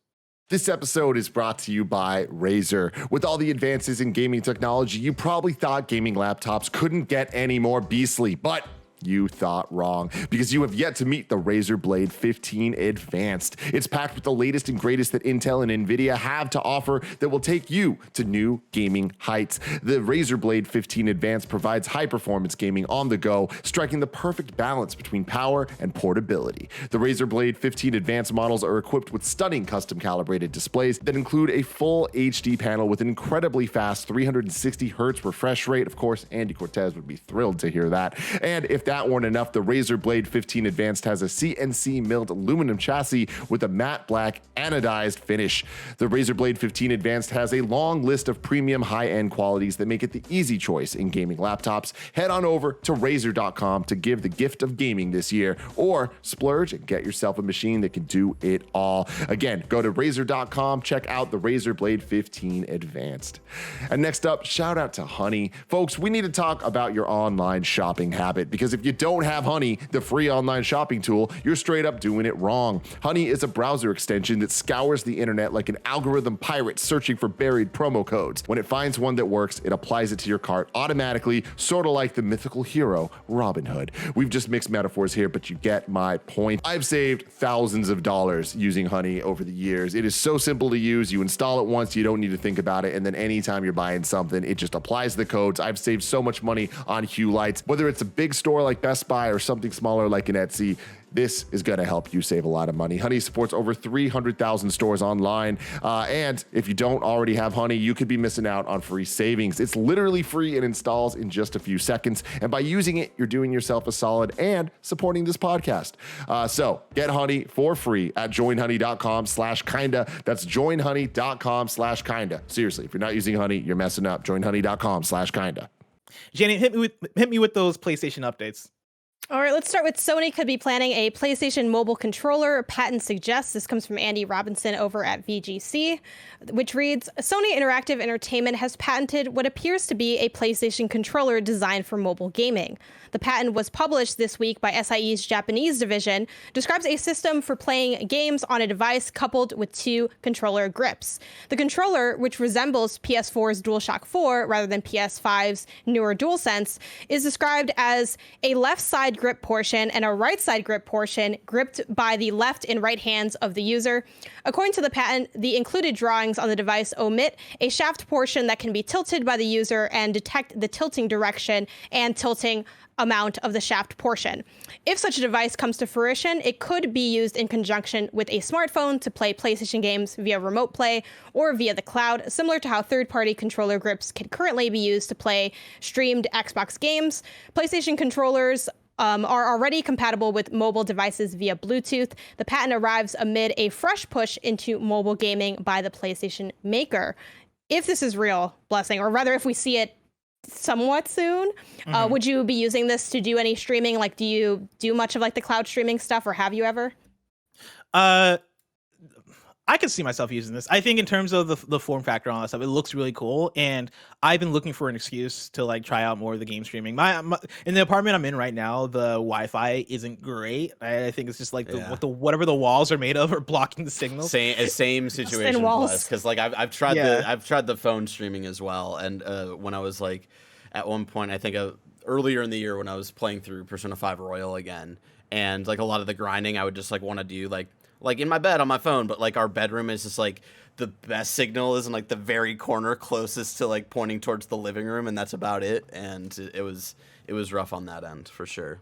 Yeah, and so like I've not gotten the chance to really do that in the way I've wanted to do that, right? Sit back, kick back in my bed and play whatever game that'll knock out Guardians of the Galaxy or do whatever thing. And I really want that experience. But regardless, I think this is a good idea. I think this makes sense. And I do think that out of all the Sony patents that we've gotten, because I feel like there's a new Sony patent every month and half of them, if not most of them, just don't come true. I think this one has a big chance of coming true just based off of the big push that Sony is making toward mobile games. And like a lot of stuff is still yet to be seen. And so we don't know the extent of what that's going to be, but they talk about like translating a lot of their existing franchises to mobile and all this stuff. And I think this would make sense for that. And so, yeah, I could believe it, and I kind of want it because this looks cool. The only thing is that the controller, I'm looking at the design right now. I don't know if Barry, you can bring it up. It's in the dock. But it looks like a PS4 controller, not a DualSense. Right. Are you bummed about that? Would you want it to be the DualSense more like based? I would, but I don't see this as like writing it off of it not being the DualSense. This is just, it's a patent, which is just say, hey, we're mocking this up, and like there are certain things like I think patents are more so about like the idea rather than the execution. And this strikes me as like hey, we're just patenting a PlayStation controller that is meant for mobile, which makes sense for what this is. But I would hope that it is more leaning into a lot of the technical sensibilities of the DualSense, even though I'm sure they would save money if they went more PS4 with it. So I could see them going more sleek with it. And I think the benefit of the DualShock 4 versus the DualSense, even though the DualSense is, I think, the better of the two controllers. Like, I think they've improved each iteration, and with the DualSense being the best. But the DualShock 4 is the reasons I don't like it as much are the reasons it might be better for this, because it's sort of like flimsy and a little bit smaller. It's a little flimsier rather than just flimsy, because I do think they've been a little bit more, weighted, and they felt like a little bit more substantial with each iteration. But I think that might lend itself better to like a mobile device. This is something that I definitely would at least check out, like something I've been really meaning to make time for, but again, like there's limited time, so you kind of have to just like pick your battles. But I'd love to do more of a deep dive into like cloud gaming in general across like all of the different like iterations that we see on the market right now, and just kind of really give it a try, because I haven't really put a lot of time into that. And while it's not like a big appeal point for me, I do think that in ways we're moving toward there, and I just kind of want to see like how does it run and how maybe I might incorporate it into my gaming. But yeah, we'll see. It's no like weird I remember the last patent I saw for like PlayStation, that weird like robot that's supposed to like I like bring that up every episode. Yeah, I hope that thing comes to fruition, because I would love a little gaming buddy. And then we could like bring him on the show, like it'd be so fun. God. Anyway, speaking of speculation, let's talk about, could we get Returnal DLC at Game Awards? This comes from Chandler Wood over at PlayStation Lifestyle, who, fun fact, is my old boss. It reads, Housemarque wowed everyone with its unique roguelike bullet hell third-person PS5 exclusive shooter Returnal earlier this year, and a new tweet from the developer has fans speculating about an incoming DLC announcement. The image seen isn't familiar to anyone. No one can seem to place it within Returnal's current biomes and environments, showing what appears to be a rocky formation that looks like a horned helmet or head. The picture is an off-screen image taken on a TV that is sitting on gear crates, the kind often used for big events, like, say, maybe the Game Awards. The figure stands as the subject of the image, looks like it could possibly be one of the statues of the alien life forms that litter, oh god, what is it, Atropos? Atropos, yeah. Atropos. Thanks. Though there does appear to be something a bit different about it, not to mention the unfamiliar environment it seems to be in. The comment on the tweet is Atropos ... has sparked speculation that the image isn't even on Returnal's alien world of Atropos, which leads many to believe that an incoming DLC announcement will take Celine somewhere else. Given the Returnal hashtag, we know for certain that the mysterious tweet has something to do with the game, but just what it could be is yet unknown. Would this bring you back in to the game? Like, are you looking to play this DLC? And also, how likely do you think this is? Do you think that's what they're teasing here? 1000%, it would pull me back in for sure. I've been wanting and begging and predicting this, I feel like all year. Like ever since Returnal came out, at every junction, I'm like, oh man, maybe we can see Returnal DLC. Maybe they can add a new biome. Maybe we can add some more story. We've been waiting for that fucking food blessing. Yeah, and it's funny because like the game's not even that old, right? The game came out earlier this year, but I'm just sitting here just begging and hoping and praying for Returnal DLC. So I'll love that. I want to hope that this is Returnal DLC being announced at Game Awards. I think it's a little bit of a stretch to look at this tweet and go, oh, it's DLC, it's about to be announced. But, you know, like, I mean, it seems like nobody can pinpoint what the fuck this screenshot is, right? And I do think, like, them tweeting it out with the caption of Atropos ... does I can see where the article goes there in terms of like, hey, is it not on Atropos? Is that what they're suggesting? I think there could be something there, but I feel like it's a weird tease. I don't know. Like, if I was teasing Returnal DLC, I don't know if this is the way I'd do it. I feel like it'd be more of a how would you do it? Thing. Like a display in front of Jeff Keighley's house. See, that's the thing is like this feels like a Housemarque. Also, you're gonna dox Jeff Keighley in the process. This feels like a Housemarque way to tease it, you know.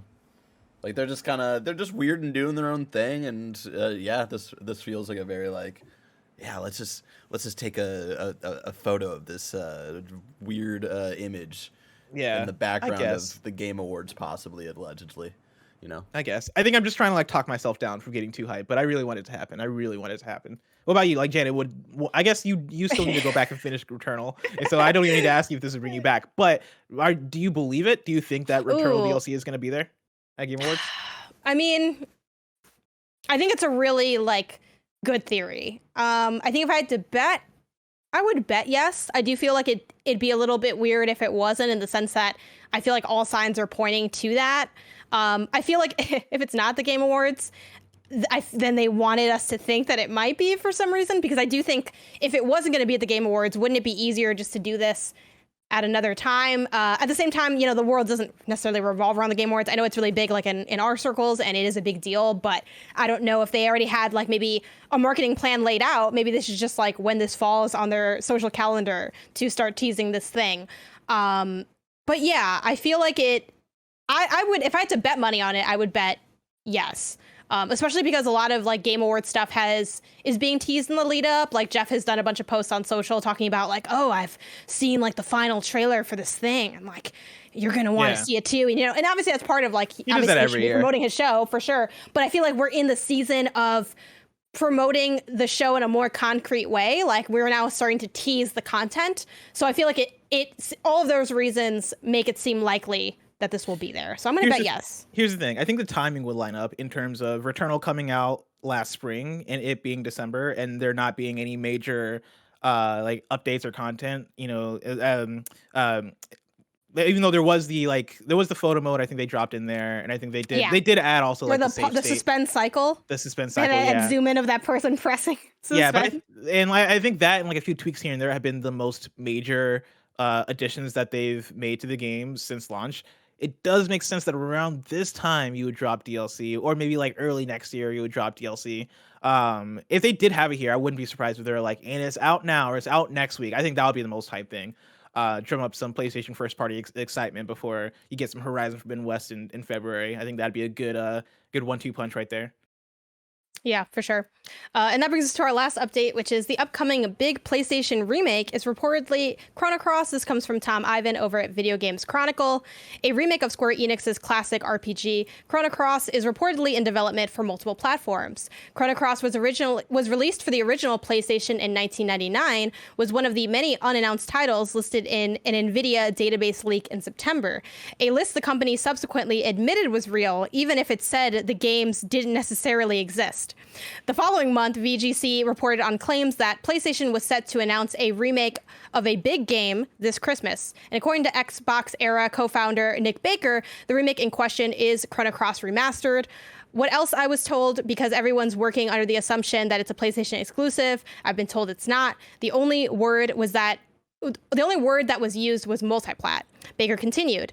But I think there's confusion because it says that PlayStation is set to announce it, so everyone just works under the assumption that PlayStation is announcing something that would be exclusive, which they don't always do. Pragmata isn't exclusive, and they've announced plenty of stuff that isn't exclusive, just kind of generally speaking. So, yeah, it's funny because I think on Games Daily, you and I covered the, like, big game this Christmas when that story broke. What is the remake going to be? Yeah, like, is this what you're also leaning on? And, like, how excited would you be for this kind of remake? I think this is one of the theorized ones based off of the conversations that were happening around the person who originally said that PlayStation is going to announce a remake. Because you remember, they were a singer and like they work in a specific language, and I think people linked that like, oh yeah, this game has like a song that could be in that language. Whatever, it was like Irish, I think, or something. Yeah, it was something along those lines. Gaelic, and so like. Yeah, and so like it was, the connections were there, and I think that was one of the things people floated. But and this is one of the things I said is when that was first floated, I was like, hey, this person, like, because this person said that it was going to be a big PlayStation remake, and I was like, hey, remember that this is a singer saying this. All right, like, what is big to a person that isn't into video games? Probably anything. But they were told by someone who's supposed to know more. Yeah, no, they were told by somebody else. Maybe it's big because it's going to be announced at a Game Awards. Maybe that's what makes it big to them. Like, there's a lot of context. What do you mean? Chrono Cross? Who the fuck cares, man? Like, this is such like a weird night. I don't know, but we're gonna know. The Chrono Cross fan base is about to come at you, bro. No, they're not, because they're all gonna agree with me. Where the fuck is, like, if you're gonna do a Chrono game, do Trigger, you fucking weirdos. Like, I feel like, well, hold on, the conversation all weekend has been, why Chrono Cross? The point I'm making though is that like it could be announced at Game Awards. Like, that Game Awards will announce like lesser games than a Chrono Cross. Like, it makes sense that it appears there. I'm with you that like Chrono Cross doesn't excite me. It's not the one I would have chosen.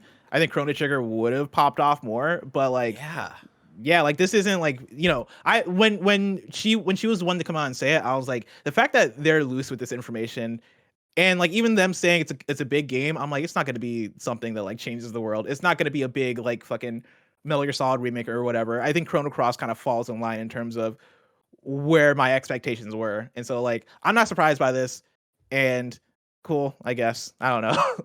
I don't really have much hype for Chrono Cross. Yeah, so we'll see what we get or at the Game Awards, if anything.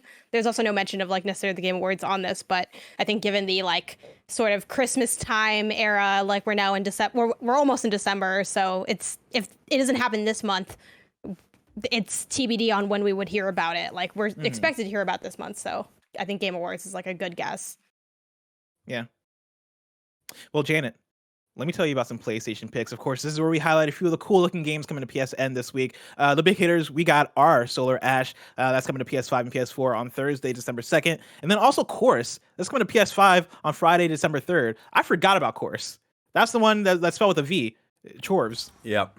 Yeah. I picked that up in a desperate move for my Fantasy Critic League, because I'm fighting. I'm fighting for hell to get into second place. There's no way any of us are overtaking the first place person right now, but I'm just trying to get like 3 more points to get to second place. I'm opening the KindaFunny Games cast, the Fantasy Critic, right now, because I want to see where I'm at. Yeah, like, who some is games first? came Oh, I'm first by a large margin. Really? Yeah. Oh, my god. It's not even fucking funny. What It's not really even- puts you over the edge? Everything. So you had like a Everything. combo of. Everybody. Well, here's the thing. It all starts with Tim Geddes, who I don't think understood how this works. Because the day after no. we did our Gamescast, choosing our games, he decided that he was going to fill the rest of his drafts and just pick up all the other games. And so, like, most of the games on Tim's Fantasy Critic aren't coming out. Like he picked Ooh. he picked Breath of the Wild 2, Hollow Knight Silk Song, Gotham Knights, Senua's Saga, Hellblade 2, God of War Ragnarok, Final Fantasy 16, Bayonetta 3, Metroid What Prime a year 4. that would have been. Dude, that's what I messaged. I was like, Yeah. Tim, you think this is gonna be the greatest year of all time? Of his 12 games that he picked up, 4 of them have come out. And to be fair, one of them was Deltarune, which nobody could have called. And so, like, you know, hey, there's something there. But when he picked up Deltarune, he was thinking the whole game, and Yeah. he was very lucky that Deltarune Chapter 2 came out. yeah. But then also, like, Imran also didn't have a great showing. Imran had a way more realistic showing, but I think it's just a thing of this year being such a weird year and unpredictable. Like, the cards just didn't fall in his favor. Yeah. Yeah, and he then, had like- a lot of games that came out, but they just didn't Oh, yeah. review well. Like, most of his games, I want to say, came out, but it's just a mixture of, like, he had Outriders on here, which, like, had a 73, and then Jet the Far Shore, which had a 66. Ooh. Yeah. Yeah. But also, his thing is also pending Halo Infinite. That's a and good then one. also the Gunk is on there still. So like he has a good mixture. But where it comes down to is me and Greg. And Greg Barely, was though. staying Barely. Greg was staying competitive for a while until he made the mistake of after E3 he picked up a bunch of Nintendo games, and I knew that was going to be a mistake because the Nintendo games he picked up were the B tier Nintendo games. He picked up WarioWare, Get It Together, and Mario Party Superstars, 2 games I really like, but games that aren't going to be like the review juggernauts. How did WarioWare fare on Metacritic? Mid-70s. WarioWare In the has a 70s, 76. right? Yeah. But he And also picked up SMT5 and Metroid Dread.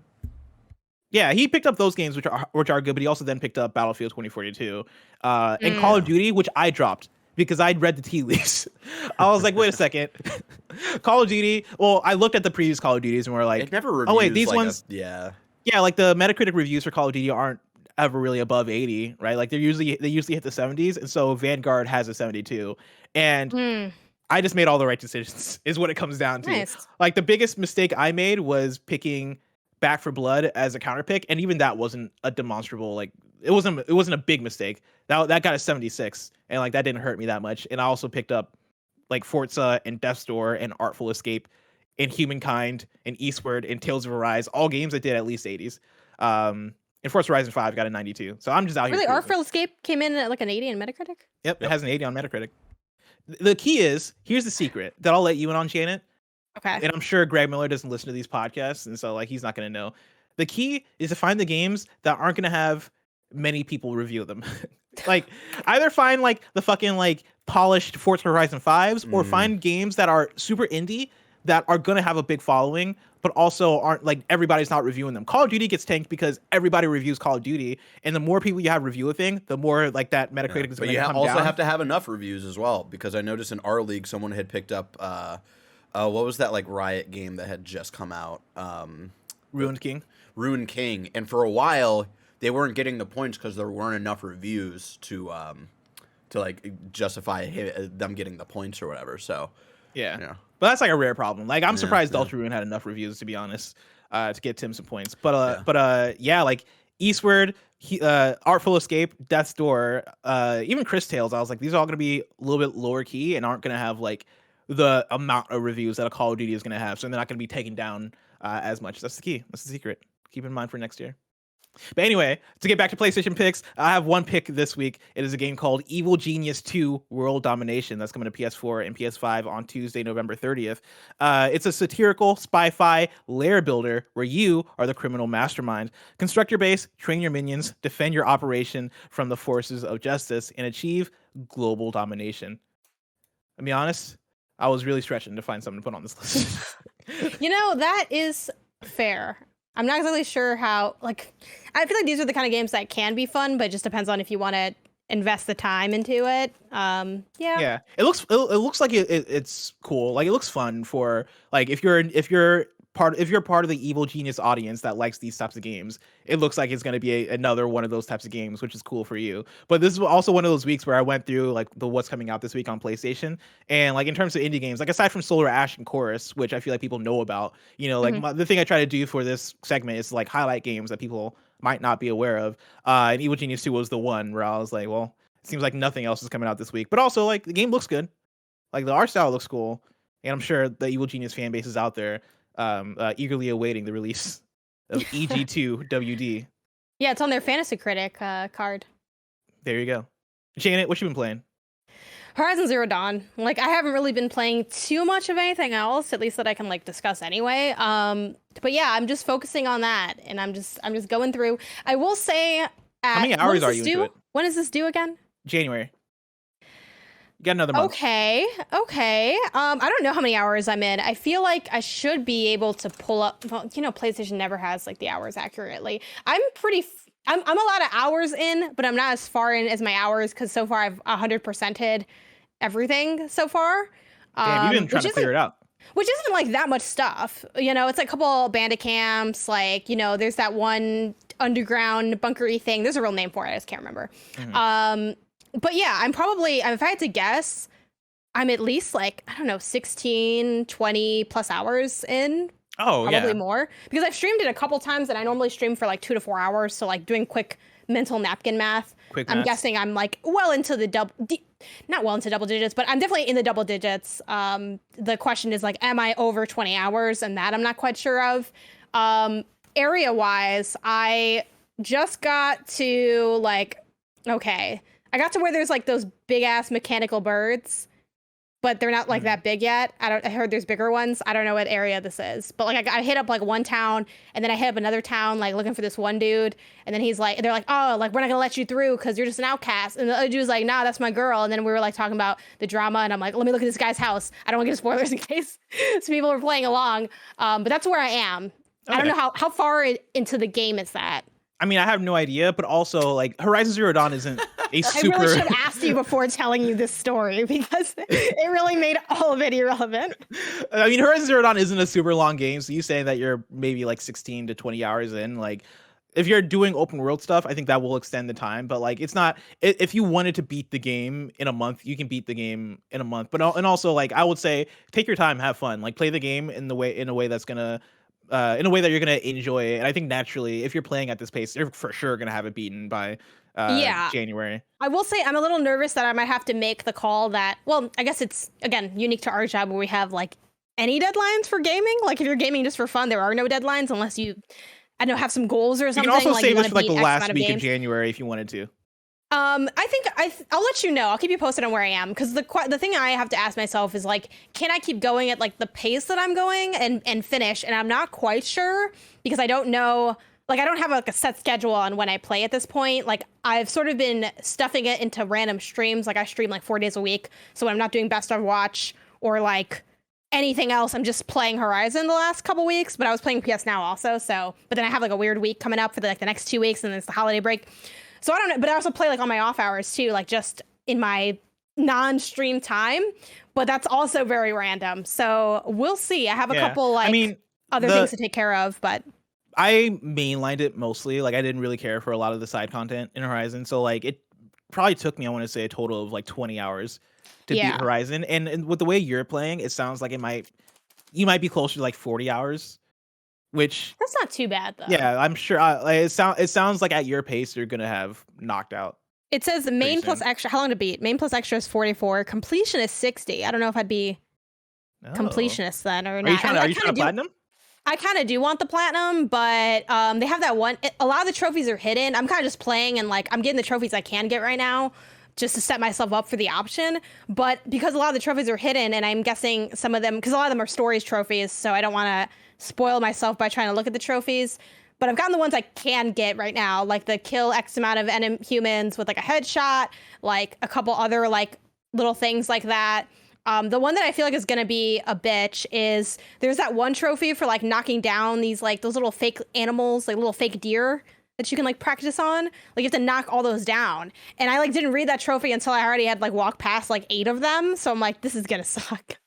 So I don't know how that's gonna go. But yeah, I don't know. I'm spending a lot of my time picking up way too many resources, but I can do that because I upgraded all my satchels constantly. So I'm like, I'm gonna fill this with so many fucking twigs. So I just spend most of my time, I'm just walking around like collecting branches and shooting foxes is a lot of my hours. So I don't know how it's gonna I remember shake that. out, but I remember doing a lot of that. Well, cool. I can't wait to hear more about you playing Horizon Zero Dawn. In terms of what I've been playing like 3 games mainly. One of them is a very popular Xbox game that I'm sure people don't want to hear me talk about. It rhymes with Palo,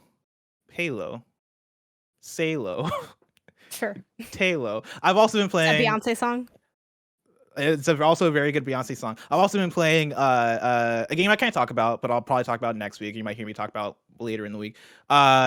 And then for what I can talk about is a game called Clang 2, which is a game that I did not foresee myself getting super into, but I did. Clang 2 is a game that I became aware of because I got like the PR blast in an email that was, I think the subject line was rhythm action game, fast paced game, Clang 2. And I saw that and I was like, what the fuck is that? That sounds cool as hell. And so I got it, started playing it. And this game fucking slaps. I believe it's a Ratalica published game, which if you know Ratalica, they're the folks that Greg always talks about, the folks that publish the easy platinum games. This game, not easy. This game it's a rhythm action game like was described. And the game has like probably like 3 or 4 mechanics to it. You're essentially just pointing your left analog stick toward the icons that appear on screen and are either tapping or holding depending on what the icon is. Like there are 3 different things, right? Like there's either there are these circles that'll have like the bigger circles closing in on it, and you have to like press it on time with the music. There are the like diamond shapes that you hold. You know, like people play Guitar Hero, they know like the rhythm based game mechanics, right? Like you hold that and then let go whenever it finishes. And then there's like the arrow keys, which are pointing in a specific direction, and you have to like match that direction and then press square in order to hit that. And you know, it is all matched with this visual like the visuals being you playing the main character who's basically like this dude with a sword, like a lightsaber type deal that is like jumping around the screen depending on what's happening. And so like whenever it's like a direction that pops up that you have to hit to the beat on the screen, he hops in that direction. And what's cool about that is that actually affects the way you have to react to like some of the other icons, because if the main character you're playing as, if he's on the right side of the screen and you have an icon appear on the left side, you then have to point to the left side. But if you're on the left side of the screen and you have an icon appear like in the middle, you have to then point to the right. You're always trying to aim at whatever the thing is in relation to your main character. And so it's kind of chaotic. It's really fast. And the thing that's made this game for me is not only how good it looks and how fast it is, but also the music is really good. I'm surprised by how good the music is. It is what you'd expect from a game that looks like it's trying to be very sci-fi, like cybery mixed with like trippy Star Wars type stuff. But like in kind of like a flash animation type deal. It is a lot of EDM, it is a lot of electronic music. There is some dubstep in there, and there's like a good variety of EDM in there as well. And like it reminds me of my first time playing Beat Saber, where with every new song I'm like, fuck, this actually really slaps. Like the music is actually that good, and there are some surprising tracks on there that are like genres that I didn't expect in the game. And so like this is one that I started playing just based off of me looking at my email and seeing it and being like, that sounds cool, and is one that now I am most of the way through. It doesn't seem like that long of a game. It seems like you can knock it out in like an hour and a half to 2 hours. Okay. And you know, I've hit the point where it's gotten fairly difficult in terms of how fast it goes, because it starts off very easy. It starts off like 1 and 2 and you're hitting the beats like this, and then like basically like 5 stages later it is 1 2 3 4, like you're hitting shit like back and forth, and it is testing your reflexes and testing like your like how you're able to visually identify things on screen. It is fast and it is really fun. And so if you're looking for a rhythm game to play, definitely check out Clang 2. It is a good time, and it's a quick time too. Barrett, of course, you've been playing some Persona 4 Golden. Do you want to give us an update on that? Yeah, before really quick, I've also been playing Death's Door again on PlayStation 5 since that just came to PlayStation systems. Play Death's Door. It's fucking great. I also went back and played Titan Souls, which is the game that's that fun. the same developers made, and I played that on Vita because I realized that I had that game because it was a PlayStation Plus game at some point, and then Forever because of those PlayStation Plus games, I realized that I owned a bunch of Vita games, so I was like, oh shit. there's a lot of games I can just play on Vita. This is great. Yep. So I went back and played Titan Souls. That game is hella rad. Really difficult. I would say in ways even more difficult than Death's Door. But yeah, Death's Door is great. Play as a crow. Beat up some people who have been living for a long time. Great soundtrack. Fun mechanics. There's it's not very as temple-y as I would say like a Legend of Zelda is, but there at one point they decided like late in the game of like, hey, let's just use the Forest Temple from Ocarina of Time and just put it into Death's Door, and it's rad as fuck. Play that game. Yes, Persona 4 Golden, just a quick update. I forget how far I was into it last week when I gave an update. I'm now 31 hours in. I just finished up the third dungeon. I just finished up a boss fight that was like kind of 2 boss fights in a row where you're fighting. Is it okay if I say Persona 4 Golden spoilers at this point? I don't know. Blessing. It's been 9 years. I don't know either. It's been 9 years, and it's technically been in the like content that I'm in right now. It's technically been 13 years, so I don't fucking know. I'll say light spoiler warning for if you've not played Persona 4, you won't know who Barrett's talking about, so it doesn't matter. Yeah, so like I just finished the Rise boss fight that turns into the Teddy boss fight.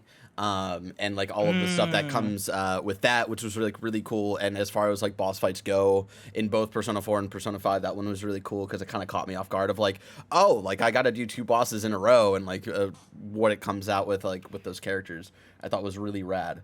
And so yeah, we're about to like hit summer. We're about to like, we just planned a beach day. I think last week I talked about just getting the setup for Kanji. Still wasn't entirely sold with like where they decided to go for Kanji's character. I think like someone in the comments for last week's episode was like, oh, there was an idea set up here that like I related to, and you know like the question of like what is masculinity and stuff like that I totally agree with, and I thought like that was a cool setup. But again, Atlas being Atlas, I don't think they really nailed what they were that they originally set out for, right? So yeah, it's like some stuff that is like a little forward thinking, and then it has the potential to be really forward thinking, but then the actual execution I think takes a few steps back with it. Exactly, and so there's that, but I'm still like enjoying the story for the most part. You know, we just got to a twist earlier, right, where you know we saved Rise, and we're like, oh, we prevented the killings from happening again, but then someone else died that was not on our radar whatsoever, and like who that character was, like the person who died at that moment, I was like, oh, I did not foresee this coming like whatsoever. And even knowing the twist and who is behind these murders, I'm still like in the moment like experiencing like the kind of twists and turns leading up to the big kind of plot twist of who the murderer is, kind of stuff. Mechanics wise, I'm digging it. It does make me miss, you know, Persona 5 and how much that modernized a lot of things, but you know, I'm getting into at least dungeons that have more interesting visuals and background music and stuff like that. So there's that, and I'm enjoying getting back in the throes of collecting personas, fusing them together, trying to like work all that out, and you know, hanging out with friends. I just max ranked Yosuke. At my first social link max rank, and I'm on my way to max ranking Yukiko, and I'm working on a couple other people right now. I'm slowly working my way through Chie's social link and stuff like that. But long story short, I'm still digging it. My one critique of it right now still is that I feel like this group of friends, I don't feel like feels like a group of friends quite yet, and maybe that's because you know the group hasn't been completed yet. I don't know. We'll see. I'm still not quite you know near the end whatsoever. So I'm interested to see how it all lands for me. Nice. I love hearing your updates, Barrett. It brings me back honestly to playing Persona 4 because like as you mentioned, like doing Yukiko's social link and like Yosuke's and like as you mentioned all the characters honestly in the moments, I'm like fuck yeah, this brings me back. Like I remember how much I was into it. Like I was really into those characters that's in that story. And it's interesting, at least for Yosuke, is all I'll say is this will be the last thing I say is like it didn't really feel like a story happening, right? Whereas like Persona 5, at least there was like a clear like character arc or a character story that we were going through, you know, with Ryuji and, you know, the track team, Lady On, and, you know, her modeling career, and stuff like that. Yosuke was just like, oh, let's hang out. And that's like all it felt like. And even at the end, like the final one, it's like we're just like laying in the grass. He's like, yeah, at first, like, I don't know how I felt about you as a person. I felt like I hated you, but then also maybe I was jealous of you, but I guess we're cool. And I was like, damn, I didn't feel that at all throughout the times that we were hanging out. I thought we were best buds, and now this is weird. So, yeah, that's where I'm at. Persona 4 Golden Update Weekly by Barrett Courtney. Here you go. By Barrett Courtney. Now it's time for building the list. Of course, this is where we curate the list of our favorite indies on PlayStation, where me and Janet bring one indie game from any point of PlayStation history that we consider a must-play, a hidden gem, or anywhere in between, and add it to an ever-growing list until we hit 100 recommended games. Right now, we're sitting at 24 games. I brought a game. Janet's brought a game. We got a couple of games in the audience. I'm going to start off with my recommendation, Katana Zero. Katana Zero is a game that I absolutely adore.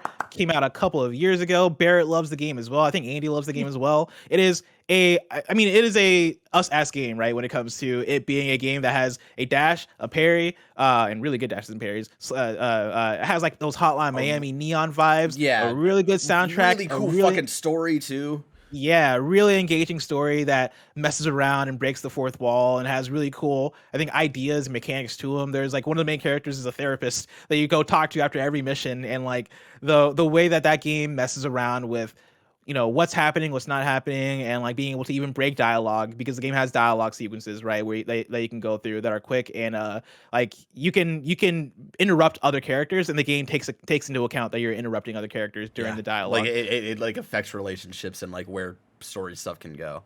Yeah, but this is one of those games where I think it does absolutely everything pretty amazingly. You know, again, when we talk about action, we talk about how the game moves, when we talk about like how good of a, what are we gonna call these, Hotline Miami likes?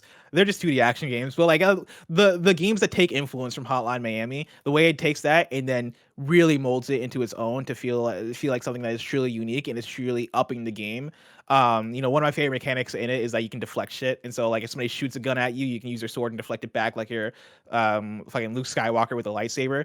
That shit is super cool and super fun, and yeah, like the pixel art looks super hot. Like I can say pretty much all the nice things I can possibly say about a game about this game. This is a great game, great indie game. Please play this game, because we need a fucking sequel. Because the way the story ends, I was like, I need more. I need to know what happens immediately right after this cliffhanger. So please play this game so we can get a sequel. Hell yeah, definitely check it out. And also fucking the soundtrack. The soundtrack's so good. Even if you don't play it, just listen to the soundtrack on Spotify because it's really good. Janet, what game have you brought? I brought Inside, so like I feel like it's in a lot of ways the opposite. It's dark, moody, brooding, and horrifying. It is described, you know, based on like its Steam description, as a dark narrative-driven platformer combining intense action with challenging puzzles. So essentially, yeah, it is a puzzle platformer. It is awesome. It's by Playdead, published and developed by Playdead, and I think even if you didn't like Limbo from the same team, I think you'd still potentially like Inside. It kind of maybe depends on why you didn't like Limbo. But what I really loved about this is the environmental design and the sound design. The sound design of this game is some of the best sound design I've ever experienced in a game. It's horrific and eerie and strange looking. And I really like just the overall conceit of the game as well. Like, it's very mysterious. I'm not going to spoil anything here because part of the joy of the game is watching the sort of story unfold, which is all done through like environment. Like, there's no like dialogue or anything else happening. There's just like animations and movement. And it sort of like invites you into this question of like, this sounds very like esoteric and kind of like, ooh, but like it's what is inside, and what does that word mean, and what does that phrase mean in this context? What does it mean to, like, you know, are you going inside? Are you trying to get out? Are you, you know, like, what kind of message is it trying to tell, and like where does it all end up? Is sort of the driving forces that kind of kept me intrigued, combined with the eerie and fun like puzzles that they have for it. I enjoyed just going to like the different areas and the enemies or sort of apparatuses you use to sort of, you know, traverse the area and get through things. And it's like a lot of weird, like fun little details too. Like, again, I don't want to, you know, ruin too much of like the things that happen in the game, but like really early on, there's a scene where you have to pull like you have like these little pigs that you use to like, and I think it teaches you the puzzles very well, where at one point you're like moving pigs to like climb over them to like get over an area, and another point you're like pulling the weird tail / like worms that are infecting it out of it, and there's like gross weird stuff like that. I also think it does a great job of, one of my favorite things in games is when things are cut perfectly so that you like just barely get away, and like that's by design. I think this game does that super well, but in a way that's not frustrating, because I do think there's a way where you make it so close that you just feel like you're doing it over and over again, but it really does a good job at like capturing that horror and intensity, and it's just a lovely game. One of my favorite games of all time. Inside, go play it if you haven't already. Yeah, Inside is for sure like I think a near perfect, if not maybe perfect video game, just in terms of design and how like that game flows and how there seems to be like a animation for every single thing in that game. You know, like anything the game asks you to do in terms of like climbing on an object or pulling like a tail on a pig or whatever thing. Every animation feels so unique to the specific thing that you're doing, and it is so engaging and so good. And I think it goes for it both in terms of how good the puzzles are and like how good it is as an atmospheric puzzle platformer and a follow-up to Limbo, but then also it being I think what it is in terms of message and like the ways that you can look at that game and try to take away whatever you want to take away from it, in terms of like what the fuck does this mean, like what is the meaning of Inside, what is like I guess what is the meaning of Inside, both of literally and then figuratively, and then like have the larger conversations even around that. I 100% agree. Of course, we got write-ins from the audience. I want to pull in one from Jake Zielsdorf, who writes in and says, Snake Pass is unlike anything you've ever played. Ostensibly, it's a collectathon platformer, but the thing is, you can't jump. Instead, you must slither about and wrap yourselves around various contraptions that function as physics puzzles. These puzzles evolve in a satisfying way that keep the game feeling fresh throughout. The movement can take some getting used to, but once you get the handle of it, you become one with the snake, and it's unlike anything you've felt in a game before. I've always wanted to become one with the snake. It certainly belongs on the list. And then Ryan Powell Higgins writes in and says, Scott Pilgrim vs. the World, the game.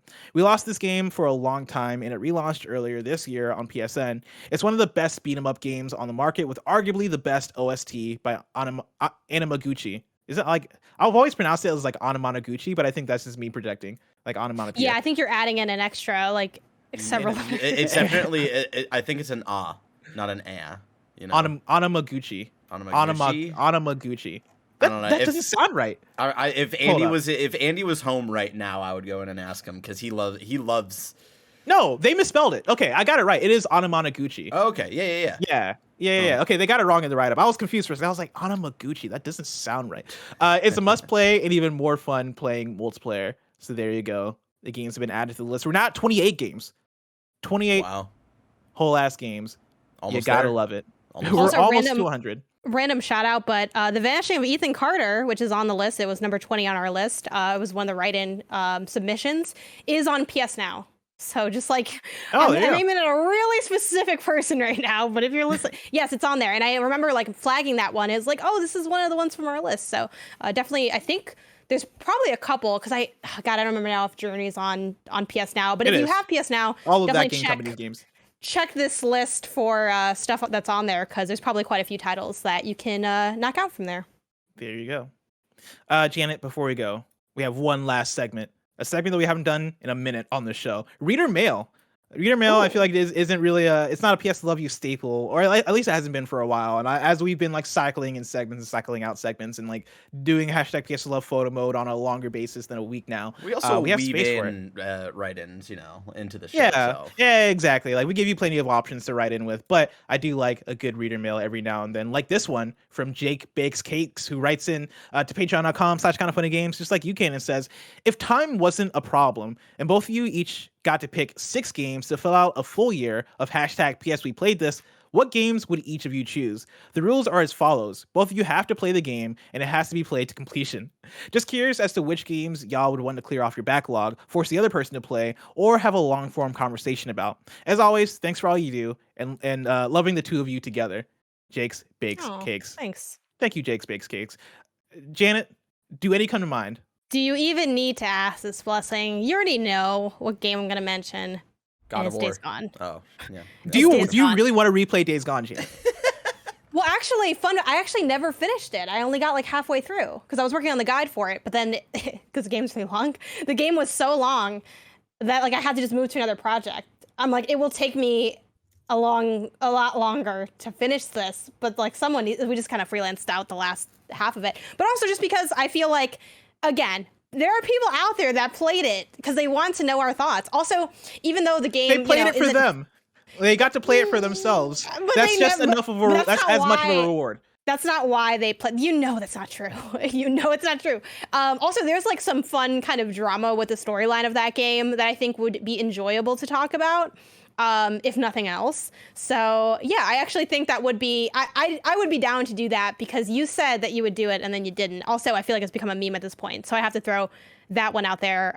What's one that comes to mind for you? We'll just kind of quickly go. Yeah, back I'm and like forth on these. typing out a few just to try and figure out what I really want to throw out here because Eco is the first game that came to mind. Just as one to make y'all play through Eco because I think Eco is such a if you want to talk about a book club game, I think Eco would make a great book club game because I think there's a lot of good conversation to have around like what the game was for the PS2 era and what it did for video games going forward, like games like Journey or The Pathless or like what Shadow of Colossus, the games that took influence from Eco. I think there's a lot of conversation to have around that and like.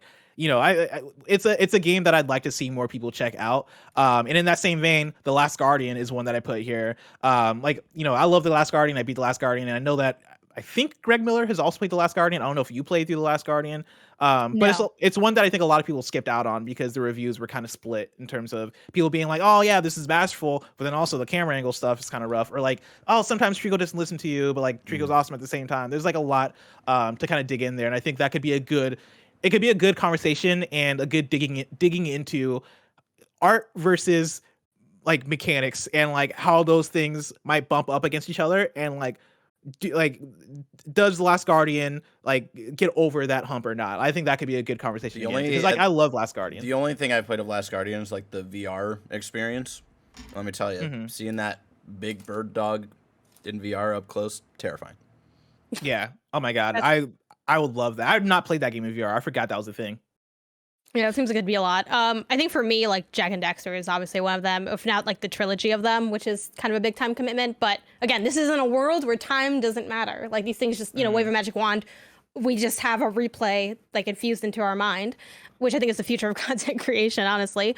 But I think that'd be really fun. It's like a classic like Naughty Dog game. It's one of my favorite games of all time. And it's just getting at its 20th anniversary this Friday. So I feel like it'd be a fun, and I know you have not played that yet, correct? No. But that's a trilogy. That's 3 games. Yeah, but time doesn't matter, so that's why I put in 3 games. Also, you break the rules all the time, so I'm just going to throw all 3. Mostly when have I ever broken the like, rules?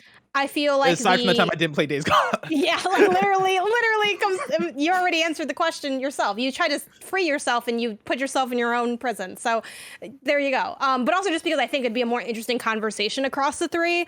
There definitely is enough content, I think, to do a deep dive on the first one. But I'm like, oh yeah, it's an awesome, fun platformer. But I think the first one's so good that I don't think it'd be like quite as like fun to revisit for a conversation. While like the second and third ones, I still think are good, but I think they're a lot more contentious and there's a lot more to discuss in terms of where they succeeded and where they failed. And like, there's a lot more variety in the mission structure in that game versus the first one's just, like, it's just a good time. It's just a really freaking well-made platformer. What a great game that first one is. Another one I'll throw out there, because I think when I look at the hashtag PS3 play this, I think it fulfills 2 things, right? It allows you to force other people to play something that you really like, and it also allows you to dig into your backlog. And with that, I'm adding in The Order 1886, because I've always wanted to play The Order 1886. And that's a game that I skipped purely because I saw that people were not hot on that game when it came out. But it was a game that, leading up to it, I would watch the trailers and go, this game looks so good. Like, the cinematic presentation of it looks so hot. And, like, everybody says that the game is not that great to play. Well, not everybody, but, like, enough people said that game wasn't great to play that when I finally got my PS4, I was like, oh, I'm not gonna spend the money on this one. I would be down to go back and play The Order 86, just as a, hey, like, remove from the lead up, remove from the hype, remove from all that. Is this game good today? I would like to have that conversation. And then going back to making people play something that I love, I want to make Greg Miller finish Undertale. So I'm adding in Undertale as well. Why didn't you finish it? Did you not like it? He didn't like it. No, he did not like it. Did you like Undertale? Have you played Undertale? What do you think the answer to that question is? I feel like every time I ask this question, I feel like every time I ask, have you played something? I feel like the answer is more so no, but that's mainly because I just said I played it. Okay. So, yeah. Do you think I liked it? Yeah. Yes. I think you love that liked game. it. I think you liked it fine. I think you think it's overrated. More on the first one, I will say, or the second one, where I liked it fine. Like I did not see the magic that was to be seen, so I think it'd be an interesting like PS we played this because clearly there's something really special that like when there's enough clamoring for something, I'm willing to concede that it might just be me. You know what I mean? Like, it's like at a certain point, I feel like there is a world where there is enough evidence for that. I like Deltarune actually better than Undertale by like a lot, by like a country mile. Undertale, I think the problem was with how I approached it, which is why I think, again, PSV Play this would be cool, where I tried to do a pacifist run on my first run and I like failed because I like missed one thing, and ultimately I had to watch like the last third of the game on YouTube because I'm either that or I have to start from complete scratch, and I was playing it on a deadline because I wanted to beat it before doing the guide for Deltarune Chapter 1, which the guide required me to do references to Undertale, so it was like a hidden work that I added to like that workload back when I was freelancing. But yeah, I didn't like the gameplay of Undertale. Like the bullet hell, moving that little like piece around. Like I didn't find that enjoyable. What did you play it on? That's a great question. I played it on PC. Okay, because that's the one platform that I think it feels the best on. So it's just not your vibe. See, I feel playing like, that I feel on like on controller, PC, I think it sucks on a stick. Oh, can you not use the D-pad? Ooh, but you know what? I might have used a controller because that's typically what I do. Well, Like, you I definitely one of the can't very few games that I love having the arrow buttons for. Well, here's the thing. Oh, I kind of disagree, but also you can't use controller in that game. Okay, for then I did for do PC. it on mouse in that point. But that's my one thing when I was playing Deltarune and Undertale, honestly, because I played both of them on PC before I play on console. You have to use like your right hand on the arrow keys, and I am just not trained to do that. And I feel like it is a weird, awkward way to play. Oh no, is it right hand on the arrow keys or is it WASD? Yeah, I think it's specifically the arrow keys because that is like a weird thing to like go back and forth. I do think Deltarune has like the WASD function. But I think Undertale specifically was the arrow keys. But at the time I remember when I being played like, it, I wasn't a PC gamer, so I was like, oh yeah, this feels fun. Yeah, like I don't enjoy that aspect of it, and that's why I more so enjoy it on controller because that just feels more comfortable in the hand. So I think maybe if you play it on controller, it could work out for you. But I know quite a few people that aren't into the bullet hell stuff in that, and so maybe it might just be preference. Yeah, and then the other thing too, like everyone heralds that game for its story, but I'm like, I'm not, but then everyone that likes it is like, you got to play it like 8 times backwards, reverse it to like really see. And I'm like, I don't. This I don't know. Okay, first of all, you will not supposed besmirch to the be name of seeing Nier. here. Like, like that's the thing. Like, and I just, like it just didn't seem like anything at all special to me, which like is like the opposite of like everyone who has like a high critical opinion of that game. So I just don't know what's up with that. Yeah, like I don't see what's here. I was in a similar boat where when I finished it the first time, I was like, I enjoyed that. That was 5 hours, and I didn't hate it. And then our friend of the show, Alex O'Neill, like hit me up. He was like, all right, now do a pacifist run. And it was specifically going through that journey and experiencing that ending of the pacifist run where I was like, oh, like it related to something very specific in my life, that ending and how I interpreted it. And so like that's what like got me of like, oh, this is what this game did really special of the relationships and stuff. So I can get it, especially with like the way you described it of like watching the last third of it and like not being like really in that moment, right? I can see why I didn't vibe with you. Here's what I'll say. Play it without the expectation that it's gonna blow you away. Just play it. But just then to you complete can't it, like and I can't like hit myself in the skull and Yeah, like you get can't rid of forget that. that. well, You that's can't the thing forget that that. that's the thing that ruins it. Because like people overhype Undertale, including me. Like I overhype Undertale all the time, and I think that So ruins you're part of the everything problem for and anybody. the solution. Yeah, all like into one. You go have into it it. all. Go into it. Just be like, cool. I'm just gonna play this video game and like play the pacifist run of it and complete it, and just make up your mind of like, hey, I like this or I don't like it, or I like also this is feel like, though, overhyped. with the Because I think that's the pacifist best run, way to do it. You kind of can't do the pacifist run without a guide, which I tried using a guide and I Dude, still you failed. can do it. You can. Well, there's like Someone like can. one. No, I don't think I can. Okay, because yeah, it's basically a puzzle game at that in the pacifist run. Like it is you solving the puzzle of how do I spare all the enemies, and for me that's part of the fun. And I think part of that is because I just like puzzles. I love solving that type of stuff. But I also get that's not necessarily for everybody. But I do think it's very doable without a guide. I think if we're thinking like backlog stuff, now I don't know how like PlayStation centric this has to be in terms of like, oh, this stuff's available on everywhere versus not. But things that are like in my backlog that are like playable on PlayStation that come to mind are like the Yakuza games, which I know a lot of people for our bracket were like bummed that we didn't have any like Yakuza characters in it. So I feel like that would be a fun one. And I don't know how I'd like those games, but I think there's enough there mechanically and narratively that we could have like a fun conversation on them. So I throw in something from that franchise. Something Yakuza. I mean, if you ever want to hop into Yakuza, I would recommend Like a Dragon if you're down for turn-based gameplay. One, because it's on current gen and like has current gen versions, but then also I love the story of that game. At least where the parts of the story that I played, because I dropped off after like 10 hours of playing it just because a lot of other things to play, and also those games are a little bit long. But those games are satisfying. Like that, and also I played Lost Judgment like a few months ago, and like those games are just very satisfying to play. Like there's like a good flow and a good like there are good mechanics there, especially the beat 'em up stuff in Lost Judgment that I just really dig. But to throw in a couple more real quick, Mafia 3 is one that I've wanted to play. So for backlog purposes, Mafia 3 would be a choice of mine, and then also Uncharted Lost Legacy to make Janet play it because I think she'd like it more than the other ones, and then make Greg replay it so he can finally admit that it's one of the best Uncharted's. Wait, does he think that what? He doesn't think it's one of the best?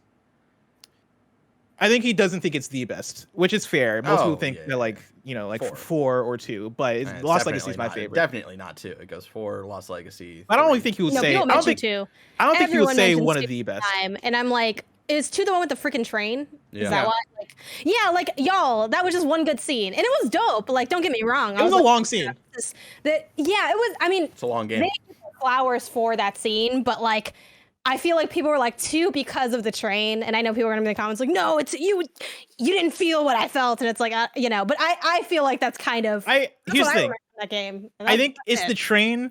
And we're going way longer in this podcast than I planned, but it's a good conversation. The train. I told you this happens every time. The train going into the next portion of the game, I think, really makes it. Like, it is a fucking. Yeah. I think it's a phenomenal extended. It was very wavy. And then it keeps going, and then that third act just keeps fucking going. I know what you're saying, but I understand why people, in terms of the original trilogy, why people go to. I think 4 is like easily like a big step up, and then Lost Legacy, I think is like in terms of mechanics and like graphics and all that shit is on par with 4 because it's based off of 4. But then also, but also just like the locations and stuff that they go to in Lost Legacy is so fucking rad too. Yeah, fucking Lost Legacy is dope. Let's play it. I just want to throw one out there just to like make Greg play it. And to also just talk about it with Blessing more is Persona 5 Royal, specifically for the Royal content, because it's so I was thinking about how I played Persona 5 twice between the original and Royal, and if they put out a Persona 5 PS5 Definitive Edition again, I could be down to play it again. Yeah, dude. I mean, we were talking about it with Chaim at a Friendsgiving like a couple weeks ago, and just like shout out to the voice actor who voiced Maruki in Persona 5 Royal. If you want to talk about a Game Award snub, they were snubbed for best performance that year. Fucking love that game. I'd love to put that in PS3 Play this because I have never played it. So here's the thing: we'll never do it. We'll never. It's a way too long game. That's a pipe dream. That's like a meme because Greg will never finish Persona 5. So that's a pipe dream. Well, didn't he restart it? He had his little like diary and everything. Yeah, he was like, we'll see. That thing's all like dusted now. That was like around the time when I had first started Persona 4 Golden, and I think we both gave up at the same time, and we both agreed to a gentleman's truce. But here's the thing, Greg, if you're listening, I'm 30 hours into Persona 4 Golden. Where you at? Janet, I put out my 6 games. I know you put out 4 if you include Jack Trilogy as 3. Do you have any more that you want to put out there? I don't know, because like I don't have my backlog at the I'm sure there are games, but like I don't have a backlog at the ready. I only focus on the calendar year for like the last 2 years is what I've been focusing on.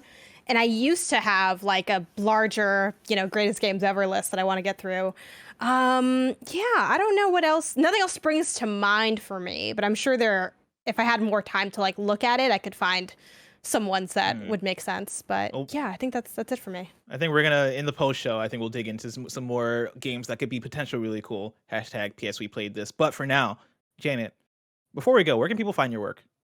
You can find me across the internet under the handle Game Onysus. That's Game ONYSUS. And I do want to take a second to additionally plug on Friday to Saturday, I'm doing a max 24-hour subathon, so it's capped at 24 hours, for platinuming Jack and Daxter, and then also doing like some other side things, sort of, in that celebration because again, it's the 20th anniversary. My brother's gonna be on that stream, so he streams with me like semi-regularly. So that'll be a fun time. And yeah, it's the longest. It is potentially, depending on how y'all get us there, is potentially the longest stream I've ever done.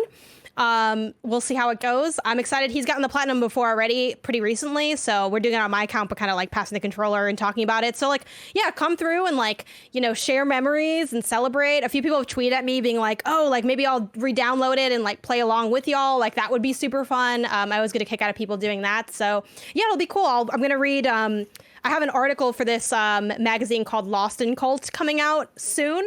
It's my first time ever being in a form of print, which is really exciting. And I wrote about Jack and Daxter, so I already DM the guy and I'm like, hey, can I read this even though the magazine hasn't printed yet and been officially distributed? And he said it was cool. So I'm going to read my article for that. It's kind of looking back on the franchise, what it means to me. I think I'll probably pull in some, they have like a mini YouTube documentary of like, 10 minutes kind of recapping the development of the game that I've referenced here before. We're going to do stuff like pull up dreams and play Jack and Daxter games in dreams. I'm going to be reading from like the development diary logs that come with the limited run games collection. So it's going to be a whole bunch of stuff. It's going to be a really fun time. So pull up Friday, 3 p.m. PT until potentially Saturday, 3 p.m. PT, again, depending on how far into our goals we get.